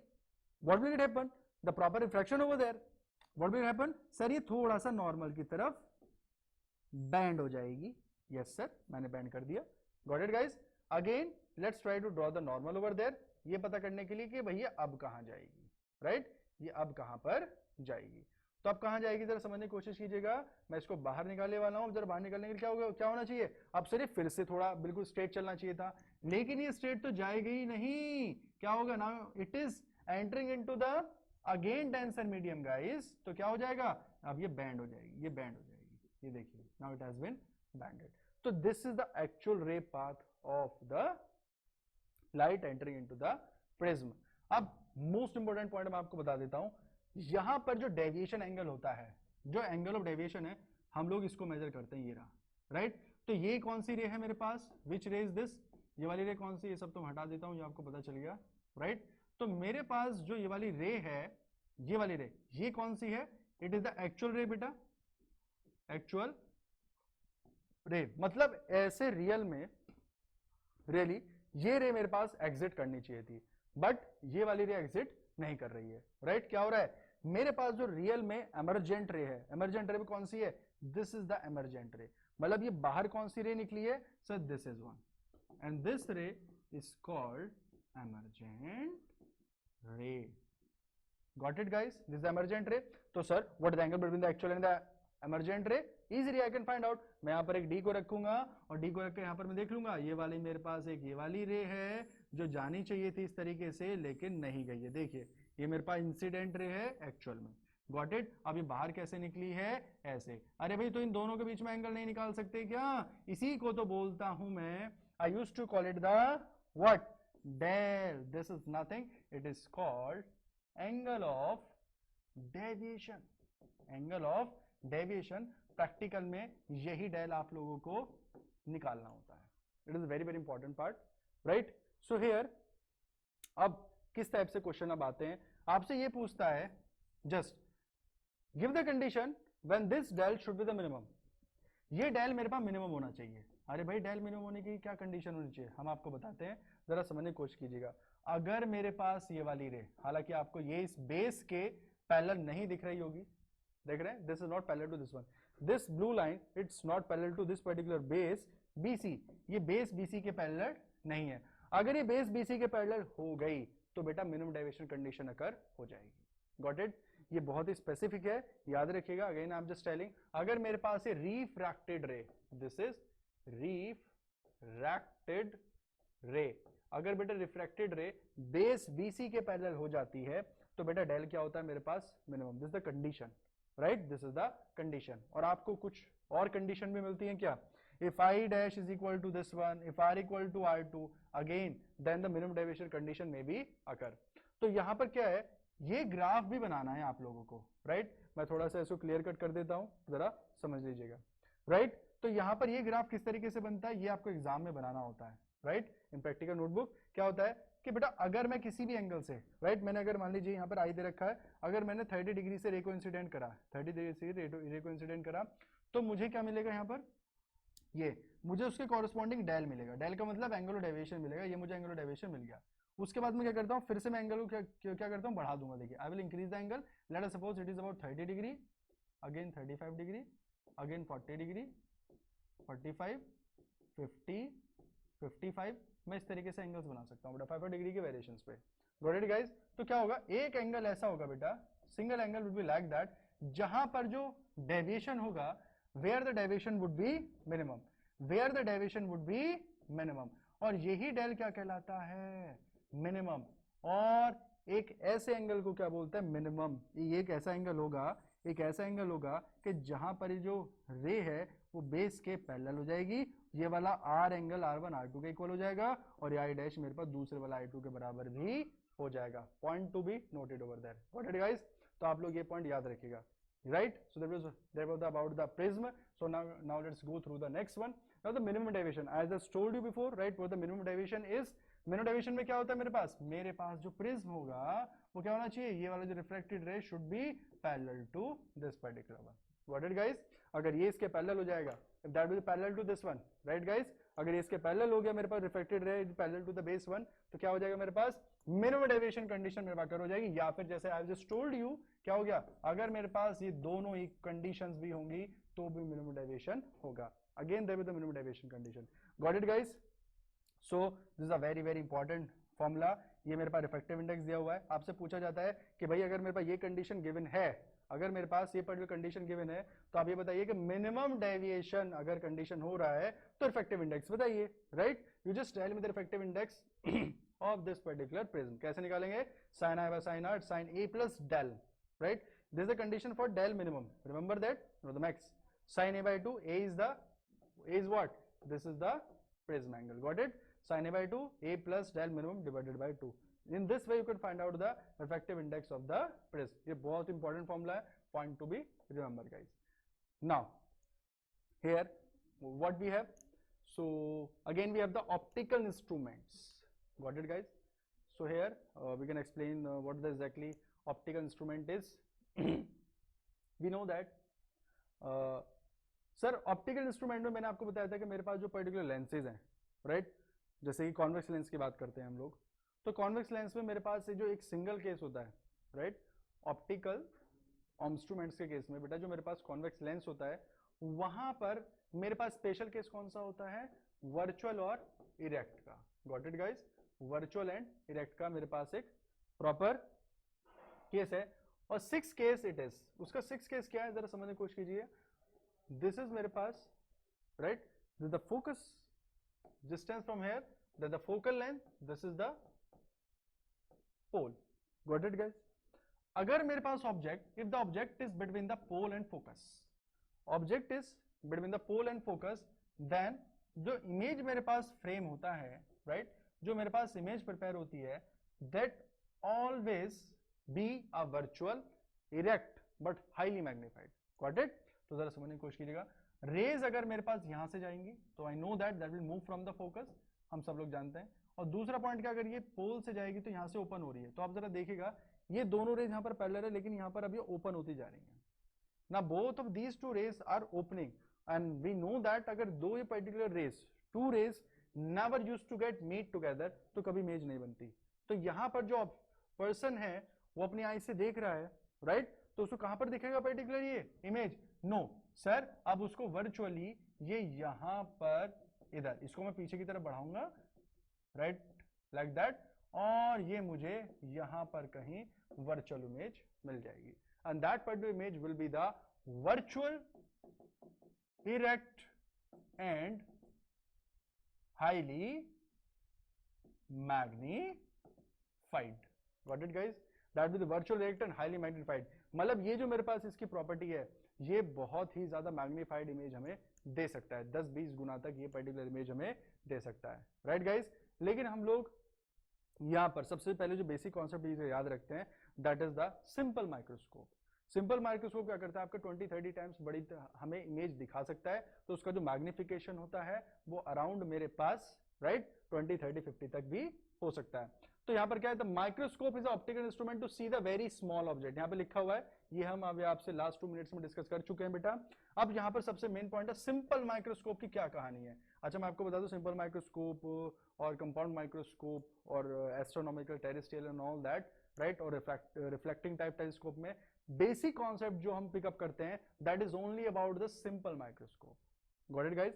It is only about the simple microscope. अब सिंपल माइक्रोस्कोप में क्या है, ये देखिए, जो क्लास 10 से आप लोग पढ़ते आ रहे हैं, that is the same logic. तो सिंपल माइक्रोस्कोप, इसका मतलब उसका लॉजिक आपको पहले से पता है, right? Whenever the object will be lies between the focus and the pole of the convex lens, the image will form that will be highly magnified and that the virtually erect. Same that concept. तो इसमें तो कोई नई चीज मुझे नहीं पढ़नी, नई कहानी अगर पढ़नी है तो मुझे पढ़ना है बीटा और अल्फा। ये नहीं है, मुझे जो लॉजिक सीखना है that is beta and alpha. अभी तक आप लोगों ने लीनियर मैग्निफिकेशन पढ़ा। लीनियर मैग्निफिकेशन का मतलब क्या है, अगर मैं देख रहा हूँ मेरे पास इस पर्टिकुलर पॉइंटर का जो साइज है वो इतना है, लेंसेज के थ्रू मुझे इतना बड़ा दिखाई देता है, तो मैंने इसकी लेंथ को बढ़ा दिया, राइट? तो एंगुलर मैग्निफिकेशन क्या है, लीनियर मैग्निफिकेशन है, आपको पता होना चाहिए। लीनियर मैग्निफिकेशन में हम लोग केवल लॉन्गिट्यूडनल पर्टिकुलर साइड्स देखेंगे कि कितना पर्टिकुलर उसका लेंथ बड़ा है। Got it guys? और अगर हम लोग इसी से रिलेटेड ये कहते हैं कि मान लीजिए पर्टिकुलर मुझे कोई पर्टिकुलर जो शीट है, कोई पेपर है, इतना बड़ा दिखाई दे रहा है, लेकिन when I just saw that particular with the help of the lens, तो मुझे इतना बड़ा दिखाई देने लगा। तो वहां पर आपने क्या किया, उस पर्टिकुलर शेप का एरिया बड़ा कर दिया, right? That is called the areal magnification. तो वहां पे लेंथ में और ब्रेथ में सभी डायमेंशंस में इलोंगेशन हुआ है, उसमें मैग्निफिकेशन हुआ है। देन द लीनियर मैग्निफिकेशन वहां पर सभी साइड्स में है, right? So areal magnification consist of, right, the longitudinal and the linear magnification, right guys? तो ये पॉइंट हम देखते हैं, इसको समझते हैं कि ये बीटा क्या है और सर ये अल्फा क्या है। देखिए जरा, angle subtended by image on eye, right? Alpha is the angle subtended by object on eye. अगर यहां पर देखिए, अगर यहां पर हम लोग एंगल फ्रेम करते हैं, राइट? एंगल फ्रेम करते हैं कहां पर, ऑब्जेक्ट की वजह से मेरे आइस पर जो एंगल फ्रेम हो रहा है और इमेज की वजह से जो मेरे आइस पर एंगल फ्रेम हो रहा है। मतलब क्या है इसका समझिए, ये मान लीजिए यहां पर ये मेरे पास ऑब्जेक्ट है, right, this is the object 1, और यहां पर ये एक एंगल फ्रेम होता है मेरी आइस पर, राइट? ये मेरी आइस है। तो अगर ऑब्जेक्ट की वजह से एंगल फ्रेम हो रहा है दैट इज द अल्फा, और अगर इमेज की वजह से एंगल फ्रेम हो रहा है so again this angle that should be the beta. No doubt ये मुझे साफ साफ दिख रहा है, beta is greater than alpha, beta is greater than alpha. तो इसका मतलब ये हुआ सर कि भाई एंगल, मेरा ये जो एंगल है 30 डिग्री, 40 डिग्री, 50 डिग्री, मान लीजिए यहाँ पर मेरे पास एंगल कितना था, 25 डिग्री था। तो यहाँ पर सर काफी मुझे छोटा एंगल यहाँ पर देखने को मिल रहा था, but I have just increased the length or the height of image. So in that particular case, if it has been increased, तो बेटा इससे जो एंगल फॉर्म्ड होगा उसी पर्टिकुलर पोजीशन पर, तो बेटा यहाँ पर क्या हो जाएगा, ये जो बीटा होगा, मतलब angle subtended by the image at my I, that would be the greater than the object 1। Got it guys? तो ये तो आपको अल्फा और बीटा पता चल गए, राइट? और एक पॉइंट और आपको याद होना चाहिए, the least distance of distinct vision that is 25 centimetre, वो आपको पहले से याद होती है, बट रिमेंबर दैट। यहाँ पर मैग्नीफाइंग पावर जो मेरे पास है वो ये होते हैं किसके लिए, this for the simple microscope. Simple microscope m must be equal to the magnifying power. Magnifying power is the based on that, very important topic. तो ये आपसे एग्जाम में कभी थ्योरी लिखने के लिए भी आ जाता है कि 1 मार्क्स में एक्सप्लेन कीजिए the magnifying power and write the formula और derive the formula for when the object is light here and there in case of optical instrument, right guys. तो एंगल बीटा बाय अल्फा ये सभी के लिए लगेगा बेटा, चाहे कंपाउंड हो और मेरे पास एस्ट्रोनॉमिकल हो चाहे टेरेस्ट्रियल हो, राइट गाइस। तो यहां पर आ गया मेरे पास D by V 1 plus V by F, point to be noted. इसका तो पर्टिकुलर फॉर्मूला आप लोग याद रखेंगे, गॉट इट गाइस। और वेयर मैग्निफिकेशन मेरे पास क्या हो जाता है मेरे पास D by F, under which condition, when final image is formed at the infinity, when final image is formed at the infinity, just like that, जैसे मैंने वर्चुअल वाली कंडीशन यहाँ पर आपके साथ एक्सप्लेन किया था, ओके गाइस। तो बेटा यहाँ पर ये रहा मेरे पास मैग्निफिकेशन क्या हो जाएगा आज के बाद सिंपल माइक्रोस्कोप का, is equal to 1 plus D by F. और डी कितना मेरे पास 25 सेंटीमीटर, डी कितना मेरे पास 25 सेंटीमीटर, और अगर फोकल लेंथ कितनी है मेरे पास, मान लीजिए 50 सेंटीमीटर है गाइस, तो कितना हो जाएगा 1/2, तो 1 प्लस 1/2 1.5, तो मेरे पास ये कितना आ जाएगा मैग्निफिकेशन कितना हो जाएगा 1.5, got it guys, point to be remember. Now here compound microscope, ये आ चुका है वो कंपाउंड माइक्रोस्कोप। मुझे ये कंपाउंड माइक्रोस्कोप अब बनाना है कुछ इस तरीके से, राइट। तो मैं इसको ड्रॉ नहीं करूंगा, काफी हौच पौच हो जाएगा। आप just arrange the figure over there, हम उसको एक्सप्लेन करते हैं और समझने की कोशिश करते हैं। See this, got it guys, आप लोग इसको अच्छे से देख सकते हैं and it is very very easy, right, it is very easy. इसका जो मैग्निफिकेशन होता है सिंपल माइक्रोस्कोप से मैंने अभी एक्सप्लेन किया, सिंपल माइक्रोस्कोप में sir beta upon alpha, it is equal to beta upon alpha, angle subtended by image at the eyes, angle subtended by object at the eyes, right guys, right। अब magnification अगर लिखना है, magnification का rule होता है sir कि अगर power है, अगर एक से ज्यादा लेंसेज हैं तो पावर तो P1 plus P2 plus P3 plus P4, focal length 1/f1 1/f2 1/f3 1/f4, लेकिन मैग्निफिकेशन का क्या करें। मैग्निफिकेशन हमेशा बेटा मल्टीप्लीकेशन में होता है, क्यों, एक लेंस जो इमेज बनाएगा दूसरे लेंस के लिए that will act right as an object, third के लिए उसकी इमेज एक ऑब्जेक्ट की तरह काम करेगी। तो in this way in the whole process क्या होगा, आप लोग याद रखें कि सर अगर इस तरीके से अगर एक पर्टिकुलर लेंस के थ्रू बनाई गई इमेज मेरे पास, राइट, दूसरे लेंस के लिए ऑब्जेक्ट का काम करती है तो उसका मैग्निफिकेशन डेफिनेटली हायर होगा। तो इसका मतलब प्रोडक्ट करेंगे हम लोग, तो ये तो क्या हो जाएगा मेरे पास MO objective lens, ME eyepiece lens, यानी जो मेरे पास आईज के पास जो पर्टिकुलर लेंस होगा ये उसका मेरे पास मैग्निफिकेशन होगा, और ये मेरे पास ऑब्जेक्टिव होगा, जो जिस साइड में ऑब्जेक्ट होगा वहां से मैं इसको देखूंगा। तो यहाँ पर मैं देख रहा हूँ ये मेरे पास ऑब्जेक्टिव पीस है, ये रहा, और ये मेरे पास क्या है आई पीस है, ये इसका मैग्निफिकेशन है। दोनों का मैग्निफिकेशन प्रोडक्ट करूंगा तब जाके मुझे ओवरऑल मैग्निफिकेशन यहाँ पर मिलेगा।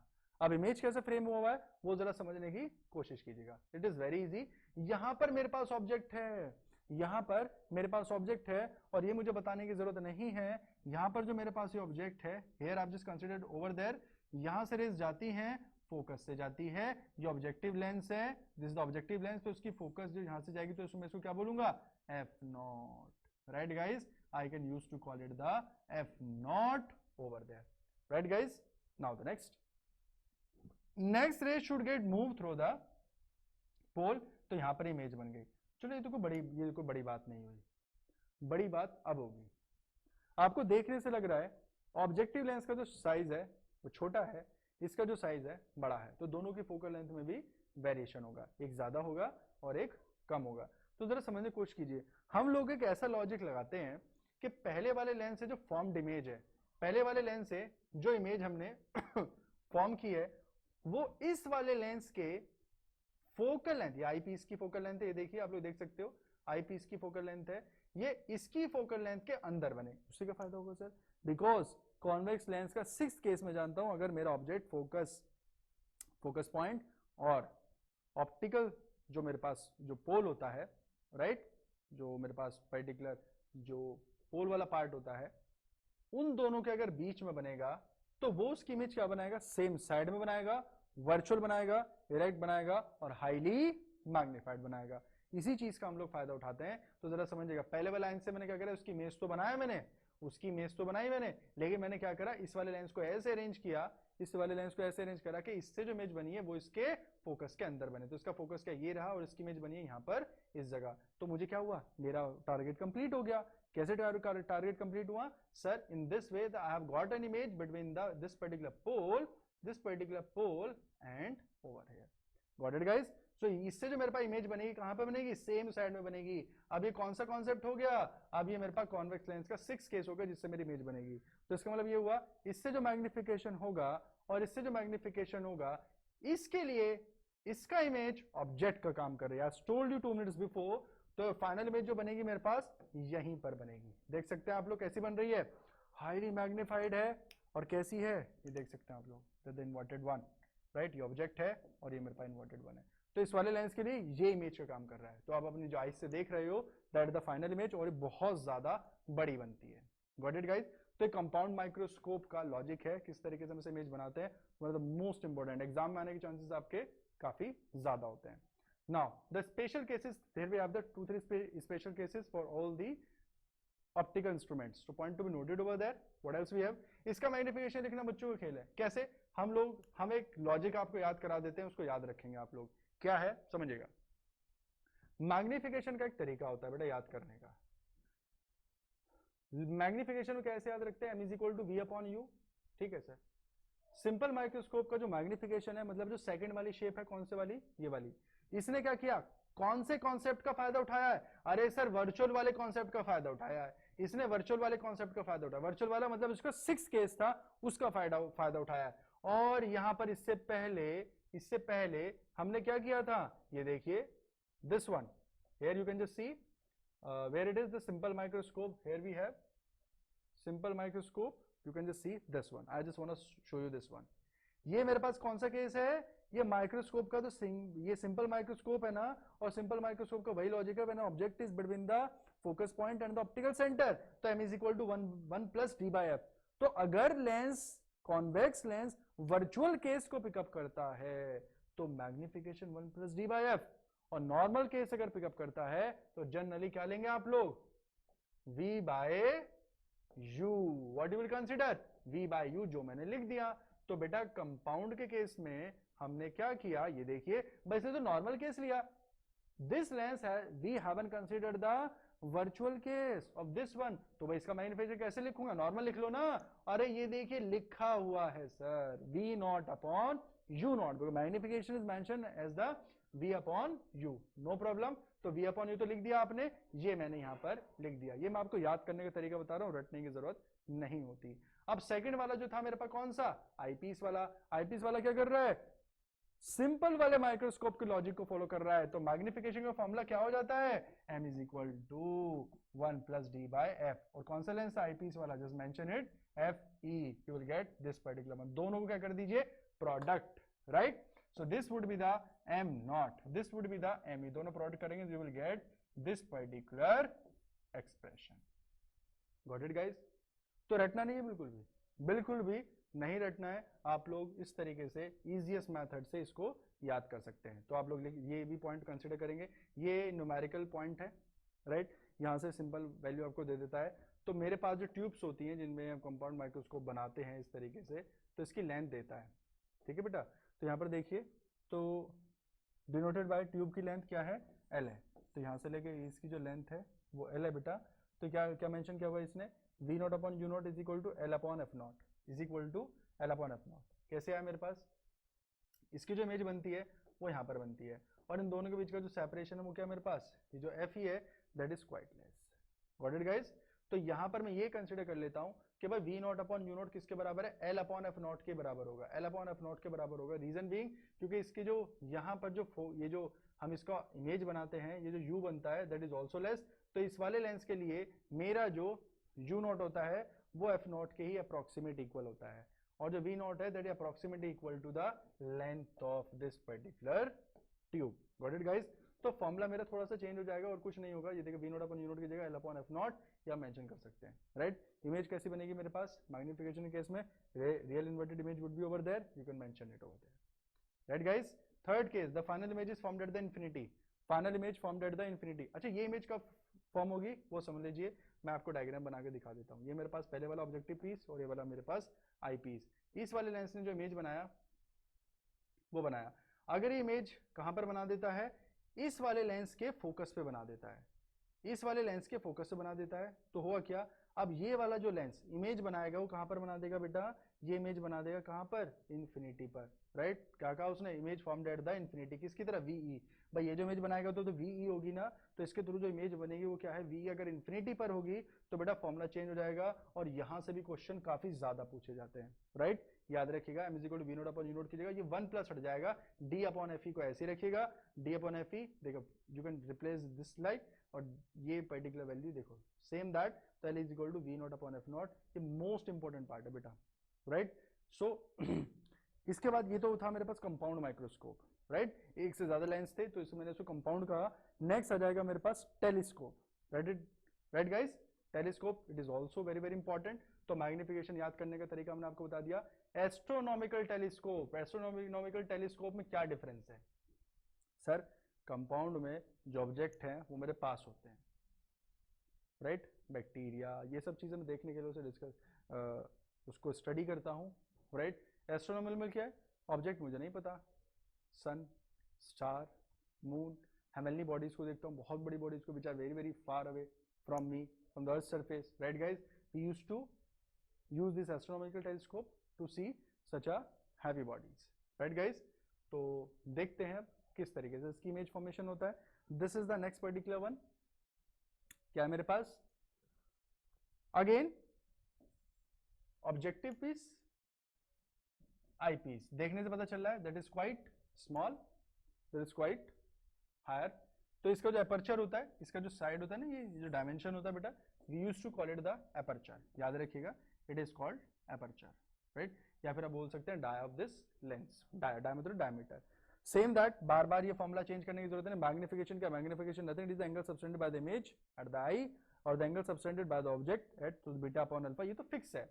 टेलीस्कोप और माइक्रोस्कोप में, कंपाउंड माइक्रोस्कोप जो है मेरे पास, इन दोनों में ये पॉइंट फिक्स है, बट जो थ्योरी है 60% सेम है। If something used to get change that the figure and the formula, figure and the formula, उससे अबव 60% पूरा का पूरा theoretical part that is quite same, right. उसे लिखने में बहुत मजा आता है क्योंकि सेम रहता है, कुछ खास चेंज नहीं होता, और आपको कुल मिलाकर 3 to 5 मार्क्स दिला देता अकेला, राइट। तो टेलीस्कोप में क्या हो जाएगा, फिर से वही चीज है मेरे पास, M not upon M E, बताने की जरूरत नहीं है, it is using only the same, the very simplest logic, V not upon U not, और एम ई के लिए 1 plus D upon F E. लेकिन यहां पर हम लोग करते क्या है, ये फॉर्मूला थोड़ा उल्टा पुल्टा हो जाता है, राइट। ऐसा क्यों हो जाता है, हम आपको बता देते हैं। एम नॉट और एम ई में प्रॉब्लम ये है, V not upon U not, और इसका भी फॉर्मूला कैसा होना चाहिए था आईपीएस वाले का, डी अपॉन एफ ई। इसका फॉर्मूला ऐसा क्यों नहीं हुआ, क्योंकि सर ये this following the same part. बेटा रीजन क्या है वो समझे। क्या आपको ये पता है, ये जो मेरे पास ऑब्जेक्टिव पीस है, ये पता है कि इसका यू कहां पर है सर, स्काई में यू तो इन्फिनिटी है, तो बच्चा जब मेरा यू इन्फिनिटी है तो बताओ क्या मैं 1 अपॉन इन्फिनिटी लिख के सबको पूरा जीरो कर दूं मैग्निफिकेशन, गलत। तो मैं यहां पर यू नॉट को रिप्लेस कर देता हूं, और मैं ऐसा पैरामीटर्स में इसकी वैल्यू निकालता हूं जो पैरामीटर मेरे मैग्निफिकेशन को अच्छी तरीके से कैलकुलेटिव बना सके। तो इस वजह से यहां पर हम इसको निकालते हैं फोकल लेंथ की फॉर्म में, minus F not upon F E plus 1 plus F E upon VE. Got it guys. तो ये फॉर्मूला बहुत ज्यादा इंपॉर्टेंट है, इसमें चेंज आता है, राइट गाइज। तो यहां पर भी क्या किया गया, इन्फिनिटी पर मेरे पास इमेज होगी, ऑब्जेक्ट होगा सॉरी, तो ये हमारे पास इमेज कहां बनेगी, सीधी बात है, मुझे बताने की जरूरत नहीं है। Image will be formed at the focus of what, this lens. इस लेंस के फोकस पर इमेज बनेगा, ये मैंने बना दिया।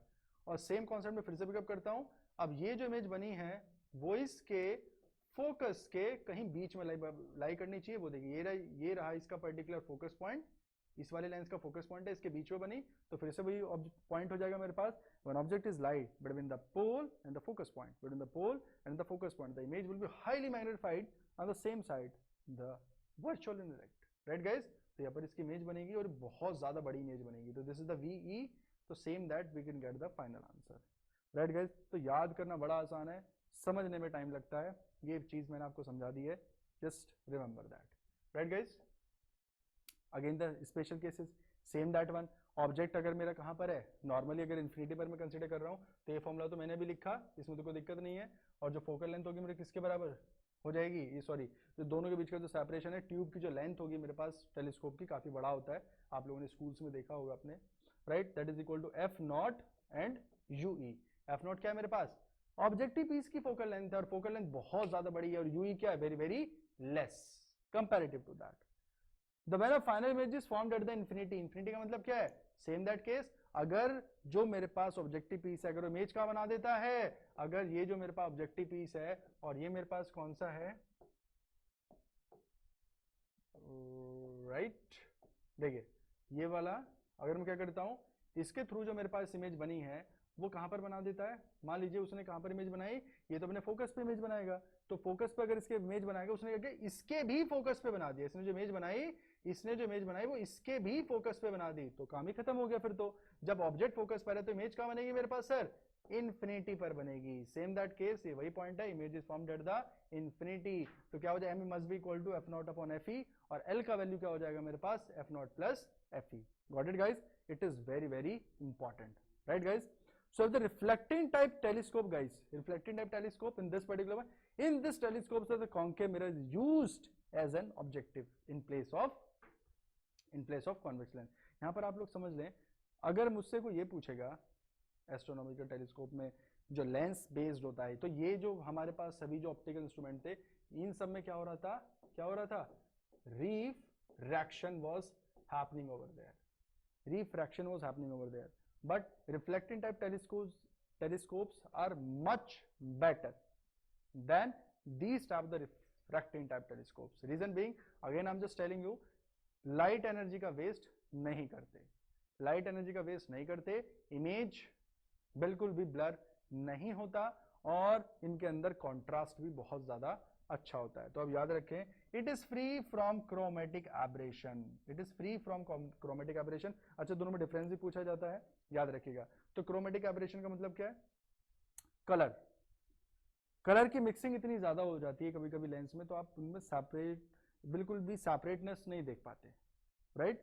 तो वहां पर क्रोमेटिक एब्रेशन किसके अंदर होता है, लेंसेज में, मिरर्स में नहीं होता, it is free from that, जो कि बहुत ही अच्छी बात है, right. It has the larger resolving power, resolving power का मतलब क्या है, दो ऑब्जेक्ट जो काफी पास हैं उनको दूर देखने की एबिलिटी, दो ऑब्जेक्ट जो पास हैं उनको दूर देखने की एबिलिटी। मान लीजिए आपके घर के बाहर एक ट्री है, आपने घर के बाहर गार्डन में लगाया हुआ है, और आप उसे देख रहे हो, तो उसकी जो डिफरेंट डिफरेंट लीव्स होंगे आप देख सकते हो, इसकी पहली लीफ है, दूसरी लीफ है, तीसरी लीफ है, चौथी लीफ है, इसकी पांचवी लीफ है, ये सब चीजें आप लोग देख सकते हो। लेकिन मान लीजिए ये वो ट्री है, राइट, ये इसकी एक लीफ है, ये दूसरी लीफ है, तीसरी लीफ है, ये इसकी फोर्थ लीफ है, फिफ्थ लीफ है, ये सेवंथ लीफ है, ये एट्थ लीफ है, इस तरीके से there we have the different different leaves, right guys. तो ये इसकी डिफरेंट डिफरेंट लीव्स हैं बेटा, आई कैन नॉट, देखिए जरा, मैं इनको, जब मैं अपने घर के बाहर खड़ा हुआ हूँ, मैंने कहा आसानी देख सकता हूँ, ये फर्स्ट है, सेकंड है, अब मैं थोड़ा दूर गया, राइट, थोड़ा दूर गया, मुझे फिर भी एक साथ दिखाई दे रही है, राइट। लेकिन जब मैं काफी दूर चला जाऊंगा, मुझे बस केवल ये ट्री दिखाई देगा, और इसकी सभी लीव्स ग्रीन दिखाई देंगी, मैं नहीं देख सकता this is the first leaf, this is the second leaf, this is the third leaf, यानी मुझे सब कुछ मिक्स दिखाई देगा, मुझे सब कुछ मिक्स दिखाई देगा, और मुझे ट्री कुछ ऐसा दिखाई देगा, और मुझे ट्री कुछ ऐसा दिखाई देगा, बस, राइट गाइस। तो इसका मतलब ये हुआ, अब मैं अपने लेंस से, स्कोप से इन सब चीजों देखने की कोशिश करता हूं, तो ये जो दो ऑब्जेक्ट जो काफी पास हैं, इनको दूर देखने की एबिलिटी क्या कहलाती है, रिजॉल्विंग पावर। ये दो ऑब्जेक्ट जो बहुत पास हैं, इनको सेपरेट देखने की जो एबिलिटी है, इन्हीं को हम क्या क्या कहते हैं, resolving power. Got it guys, इसको याद रखेंगे आप लोग, रिजॉल्विंग पावर किस तरीके से हम लोग इसको याद कर सकते हैं, राइट। तो ये पॉइंट आप लोग याद रखें, तो मैग्निफिकेशन के अपने वैल्यूज सभी डिस्कस कर लिए हैं, राइट। तो resolving power, right, then refracting, तो रिजॉल्विंग पावर किसकी ज्यादा होती है सर, रिफ्रैक्टिंग टाइप वालों की नहीं होती, रिफ्लेक्टिंग टाइप वालों की होती है, that is the reflecting type telescope, जिसके अंदर मिरर्स हम यूज करते हैं। कॉन्केव मिरर यूज किया जाता है इन case of, instead of lens, right guys. So the next one, the magnifying power of the optical instrument, magnifying power, कितना ज्यादा मैग्निफिकेशन कर सकते हैं हम लोग। तो मैंने आपसे ये कहा, मान लीजिए मैं एक पर्टिकुलर लेंस यूज कर रहा हूँ, जैसे कि हम कंपाउंड की बात करते हैं, कंपाउंड मान लीजिए वो आपको 50 टाइम्स तक मैग्निफिकेशन कर रहा है, जो दूसरा लेंस है 50 टाइम्स तक वो कर रहा है। सो मैंने कोशिश की जाए, रिपीटिंग वंस अगेन, मैंने कंपाउंड माइक्रोस्कोप लिया, कंपाउंड माइक्रोस्कोप में जो मेरे पास ऑब्जेक्टिव आईपीस, ऑब्जेक्टिव लेंस था मेरे पास, दिस वन, थोड़ा सा क्लियर कट बना देता हूं मैं, ये वाला था, राइट, और एक ये वाला था। मान लीजिए इसने मैग्निफिकेशन कितना दिखाया 50 टाइम्स, और इसका भी मैग्निफिकेशन है कितना 60 टाइम्स, राइट। तो मैग्निफिकेशन जो मैं निकालूंगा वो तो m नॉट इंटू एम से आएगा। तो बेटा 60 क्या लिखूंगा मैं, आई विल राइट 50 इंटू 60, तो लगभग 3000 टाइम्स। तो greater magnification it is, right. तो ओवरऑल मैग्निफिकेशन का बहुत ही ज्यादा होता है, so we have to mention that, right guys. तो मैग्निफिकेशन हम कैसे निकालते हैं ये तो आपको पता है फॉर्मूले के अकॉर्डिंग, तो ये पॉइंट याद रखिएगा। तो जो हमारे पास एंगुलर मैग्निफिकेशन होता है, right, it doesn't includes only the linear magnification but all, right. याद रखिएगा the angle subtended by the image at the eye और angle subtended by the image at the eye. तो यहाँ पे एक मेन पॉइंट लिखा है ग्रेटर द विजुअल एंगल, जैसे आप देख रहे हैं greater the size of object, ये तो क्लियर है, बस जितना बड़ा ऑब्जेक्ट होगा उतना बड़ा ही हमें विजुअल एंगल दिखेगा, मतलब alpha, right. So star are bigger than sun, right, but appears smaller because the star are much further away than sun. Reason देखिए, ये मेरे पास ऐसा है, राइट। तो काफी दूर होने की वजह से एंगल कैसा बनता है, छोटा। और अगर यही पास होगा और ऑब्जेक्ट मेरे पास बड़ा है तो बेटा एंगल कैसे बनेगा, बड़ा। तो ये ना समझे हमेशा कि भाई एंगल अगर बहुत ज्यादा बड़ा बन रहा है तो ऑब्जेक्ट भी बहुत बड़ा है। ऐसा भी हो सकता है कि ऑब्जेक्ट काफी दूर है जिस वजह से एंगल कैसा बन रहा है, वेरी स्मॉल, राइट। ये point to be noted in your notebooks. The image subtended larger angle on eye, hence the object appear big. The magnification produced by optical instrument is defined as the ratio of angle subtended by the image at the eye to the object, right guys? So same that formula we've discussed before. Now, so that was the few points that we discussed about the optical instruments also, right guys? So and that was all about the ray optics. We discussed the many more points, all the points we discussed जो आपको समझाने किया point important था उनके ऊपर आपको समझाने की कोशिश किया गया, राइट। सो इससे related problems will discuss in the next session, right guys, thank you.